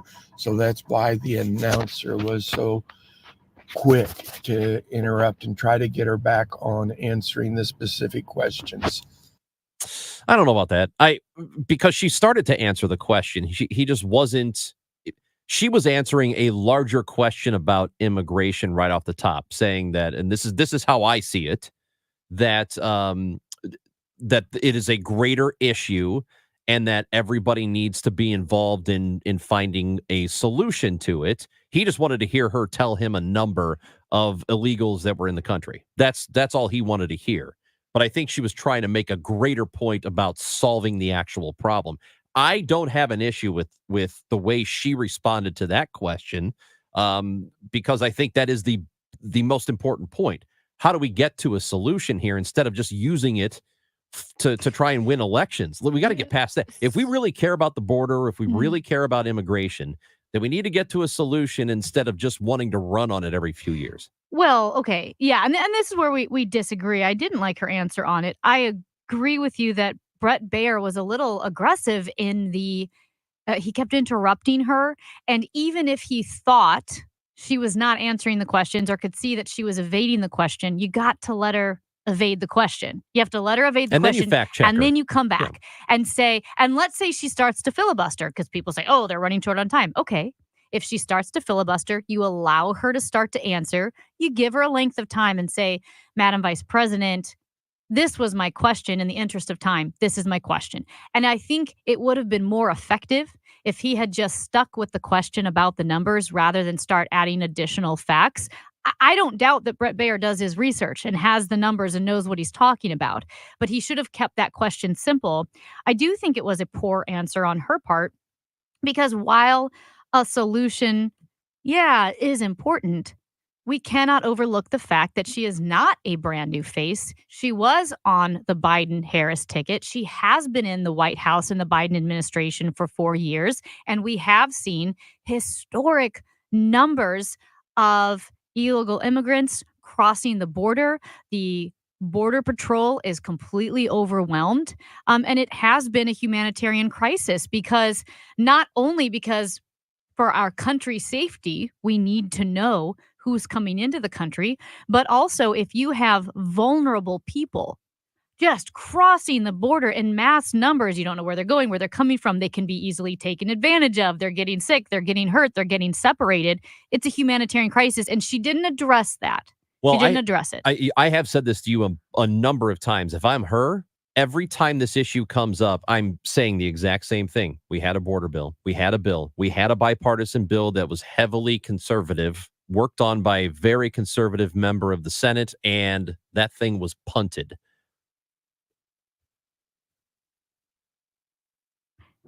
Amy, you're afraid of the Democrats having the House, the Senate, and the White House, but where do you think Trump came from? Why do you think we have this splitting of the Republican Party? Shouldn't there be some recompense for the advent of Trump? Meaning, why did we get Trump in the first place? The Republican Party was broken in the first place. It was already breaking down. Trump is a symptom. He's not the only reason for the Republican Party breaking apart. I think we have seen, let's focus on the abortion issue, right? We've seen a lot of politicians saying that they're pro-choice because they have to say that in order to win in the Republican Party. I think there are a lot of politicians who don't know what they're talking about and really aren't, pro-life, and really aren't pro-life, even though they said they've had to be to make it in the Republican Party. With Donald Trump, there was a distinct moment when the Republican Party shifted its strategy for winning. When Mitt Romney lost, they were tired of the nice guy approach. They were tired of it being progressives who wanted to bulldoze their legislation through and bulldoze their way into the White House, and then pen and phone legislation with Barack Obama. They were tired of it. They were tired of losing. So they said, you know what? No more Mr. Nice Guy. We're going to be this pugilistic, aggressive, obnoxious party. And I think Trump fed into that. And we do know that the not the titans of culture, but the leaders of culture, whether it's academics, universities, a lot of the legacy media, Hollywood, whatever it may be, leans left, right? Kind of makes fun of the country bumpkin conservative Republican. People got tired of it. Trump saw that. He's like, I can exploit that. I can make them feel like they're heard. No, he's not a Republican. He's not a conservative. I don't even think he's pro-life. But he saw that the leaders, the loudest voices in culture, were kind of putting down that voting base. They were riled up, and he fed into their insecurities. Text message here from a 618 says, I would have voted for Liz Cheney for president had she run. I wonder how many people...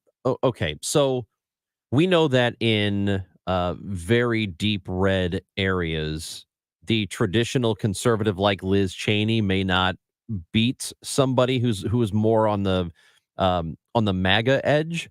But do you think she would have broad enough appeal to have actually won a general election if she were the nominee? In MAGA world? In this world now? No, because she is the pariah. Nikki Haley, if Nikki Haley couldn't do it, there's no way on earth Liz Cheney can. She became the pariah. Well, wait a minute. How about this? Am I answering the wrong question? I'm sorry. Yes. If there's no Donald Trump, if Liz Cheney or Haley wins a primary and they become the nominee in a general election, do they either of them have a legitimate shot of winning? Yeah, I think so. I mean, I do think Obama was a unique president in the sense that he was not only remarkably talented at the job, as a speaker, as a motivator, as an inspiration. And he was the first Black president, which is hugely consequential. So he was a very special president. After 8 years of a Democratic president, absolutely, if Liz Cheney, is a candidate, she wins then. Because you've had 8 years now and he can't run again, right? He has the it factor. He's it, the X factor, whatever you want to call it. He can't run again. Would she beat Barack Obama? No. Would she beat Hillary Clinton? Absolutely. Anybody could have beaten Hillary Clinton. Trump did not win in 2016 because he was a great candidate or a great Republican or had great policy ideas. He won because people hate Hillary Clinton. It was more of an indictment of Hillary Clinton. And don't forget, for 20 years leading up to that, the Republican Party, the Republican machine, had gone after Hillary Clinton. I would say many times, absolutely rightly so. I don't like the Clintons. And a lot of times very unfairly. But they went after her for 20 years, so the stage was set for anybody. I think a potato with a Republican T-shirt on could have won against Hillary Clinton. You know what, though? We keep saying that, but she got 3 million more votes than he did. And I know that there's an electoral college thing, but it's not like she just got demolished in the election. She still had more people that wanted her to be president than him. Because I think he's also a bad candidate. I truly, well, whatever. Yeah, I mean, I think Liz Cheney or Nikki Haley obviously wasn't who she was 8 years ago, but yeah, I think a decent Republican. I think Mitt Romney could have beat Hillary Clinton. Texter says if Liz Cheney was the Republican nominee versus Kamala, it would not be close. She would win. That doesn't help. Which she? It's Chris and Amy on KMOX. Diabetes, high blood pressure, anxiety meds, everyone's on them. If you're a 50-year-old male, maybe a bit porky, and you may even have type 2 diabetes, $1 million of term insurance may only cost you about $200 a month. Call Term Provider. Speak with Big Lou at 800-511-3535. Big Lou will find a term life policy for you even if you have type 2 diabetes, are overweight, or have high blood pressure. Term Provider has helped thousands of people like you who think they can't afford term life insurance.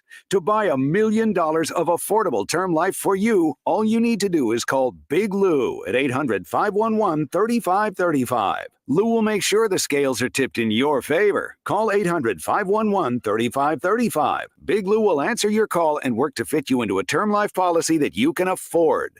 Remember, Big Lou's like you. He's on meds too. Call 800-511-3535, 800-511-3535, or biglou.com. SNL Coin. We buy gold and silver coins, silver and gold jewelry. Also buying gold-filled and silver plates. Before you sell, call SNL. 314-544-3600. 314-544-3600. SNL Coin. Lombardo Homes welcomes you to Autumn Hollow in Wentzville. Grand opening this Saturday, October 19th. Autumn Hollow is located on the south side of Highway N, west of Hopewell Road, and offers custom, new construction, nature, and tradition series homes in the Wentzville School District. This picturesque community features spacious home sites and an abundance of community woodlands and open space, with 2 to 5 bedroom homes ranging from 2,000 square feet to over 4,000 square feet. For more information, visit lombardohomes.com. Do you have 3 ex-wives and your current trophy wife wants a life insurance policy 3 times the size of the policies you had to purchase for your previous mistakes? If so, you need to call Big Lou at Term Provider, 800-511-3535.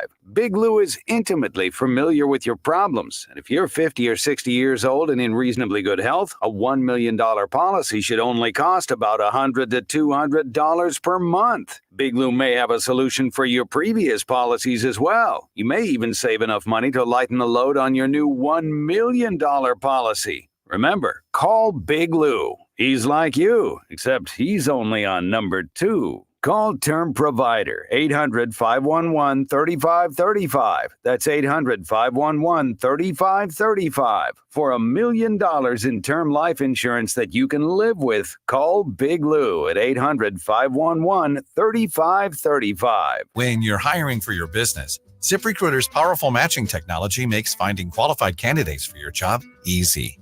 This made us wonder, what if the rest of the world was as easy as ZipRecruiter? Math problems wouldn't be so problematic. K equals 42. Escape rooms? Elementary. And summiting Everest would be a walk in the park.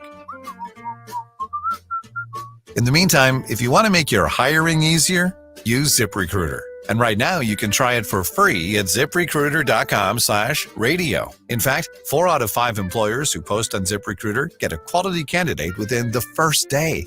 Simple. So, see what the world is like when ZipRecruiter does the hard work of hiring for you. Just go to ZipRecruiter.com/radio to try ZipRecruiter for free. Once again, that's ZipRecruiter.com/radio. ZipRecruiter.com/radio. Did you know that now is the best time to top dress your lawn? St. Louis Composting has compost specifically created for top dressing. To learn more, visit stlcompost.com.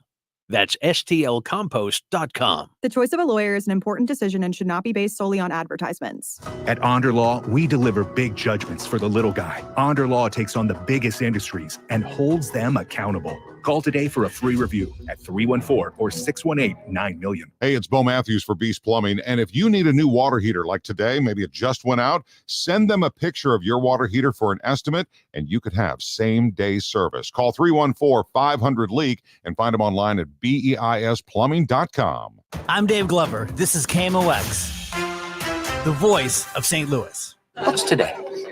It's Thursday. Really? Feels like Tuesday. Chris and Amy show on KMOX. Did you know that anything you missed on the show is on the Odyssey app where you download and get the podcasts and all that stuff? KMOX.com as well. Listen to us live. Send us voice messages, whatever. Hey, I got a problem. I got a problem with this Starbucks CEO D-bag.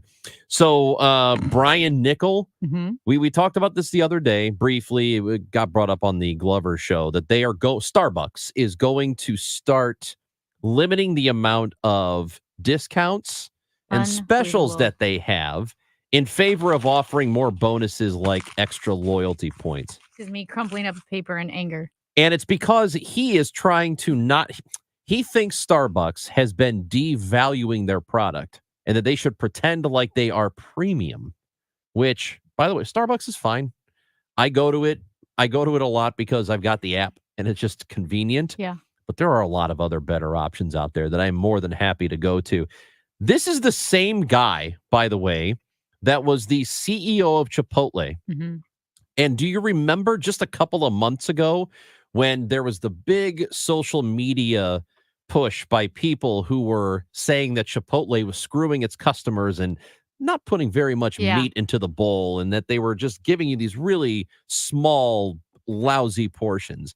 And his defense of it was, hey, all you have to do if you're in a Chipotle and you want a little bit more of the vegetables or the rice, just ask for it. That's not the problem, dude. We're talking about the meat. You're not putting the meat in the bowl. No. And that was angering people. This is the same guy. Same guy is like, well, just put more of the lettuce. Oh, you didn't get enough in your bowl? Yeah, ask for more lettuce and more pico de gallo. That's not what people are complaining about, man. I don't know if this guy gets it. Oh, he gets it. He gets it. Because here's the thing. Starbucks just several months ago is on the front page of the Wall Street Journal, had record profits. You know how they got their profits? Primarily from raising their prices. And if he wants to pretend that Starbucks is a premium coffee, and I like Starbucks. I think it's good. My friends make fun of me to no end because I'll drink Starbucks coffee. But if he wants to pretend that it's a high-end premium coffee and he thinks that it's their promotions like the buy one, get one or extra points day is why people think that Starbucks isn't real coffee. No, people don't think Starbucks is a premium coffee brand. Allegedly, I kind of feel like it is, but people don't think it's a premium coffee brand because they have the Mocha Doka Frappuccino, because they have the Princess Dragon Fruit purple drink, because they have the Oak Tree Matcha Caramel Extra Dolce Latte. That's why. They're gimmicky. Like if you want to pretend to be a serious coffee shop. How premium can you be when there's one of you on every corner? If it's every look, Dunkin' Donuts is not premium, or as the French call it, Dunkin' Donuts. Dunkin' Donuts. They think like it.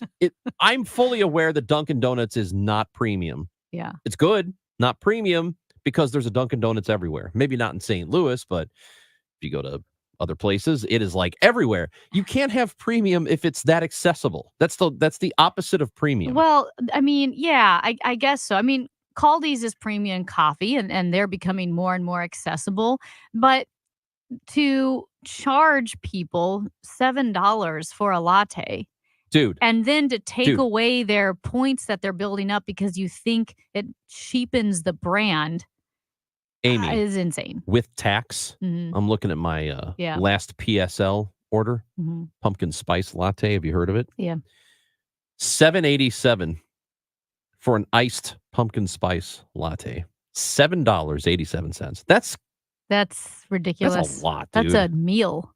It's a lot. Yeah. Come on, man. Come on, Brian Nickel. Oh, so do I just go in and be like, oh, do you think you're not getting enough coffee? We'll just ask for more ice. Ask for more ice in your iced coffee, and then you'll fill it to the top. Like, oh, that guy's brilliant. How can you be premium if there's one of you on every corner? Isn't that what like Jason Alexander said to Julia Roberts in Pretty Woman? What?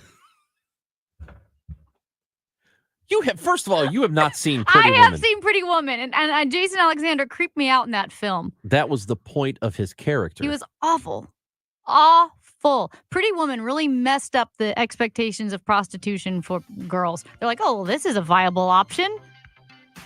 I'll meet Richard Gere. I don't think that's what happened. I think it did. Honestly, I liked Julia Roberts' outfits before she met Richard Gere. When I was like 9, I was like, she looks like Barbie. I would recommend you find the Dave Chappelle, from the Chappelle Show, the sketch, the Pretty Woman thing, they made fun of it. I recommend finding it because it's kind of funny. All right. I can't tell you here. I would get into trouble. Amy Marks, Chorus, Chris Ranji. We're going to come back and be with you at 10 o'clock tomorrow. How's that sound? Great. Get the download the Odyssey app so you can listen to us, okay? Cool. Dave Glover's show is next. We'll hang around for a bit on KMOX. Oh, you're right. It was the airplane nuts. Yeah. To have a roof over your head, a nice roof over your head, is very important. That's Rick talking about his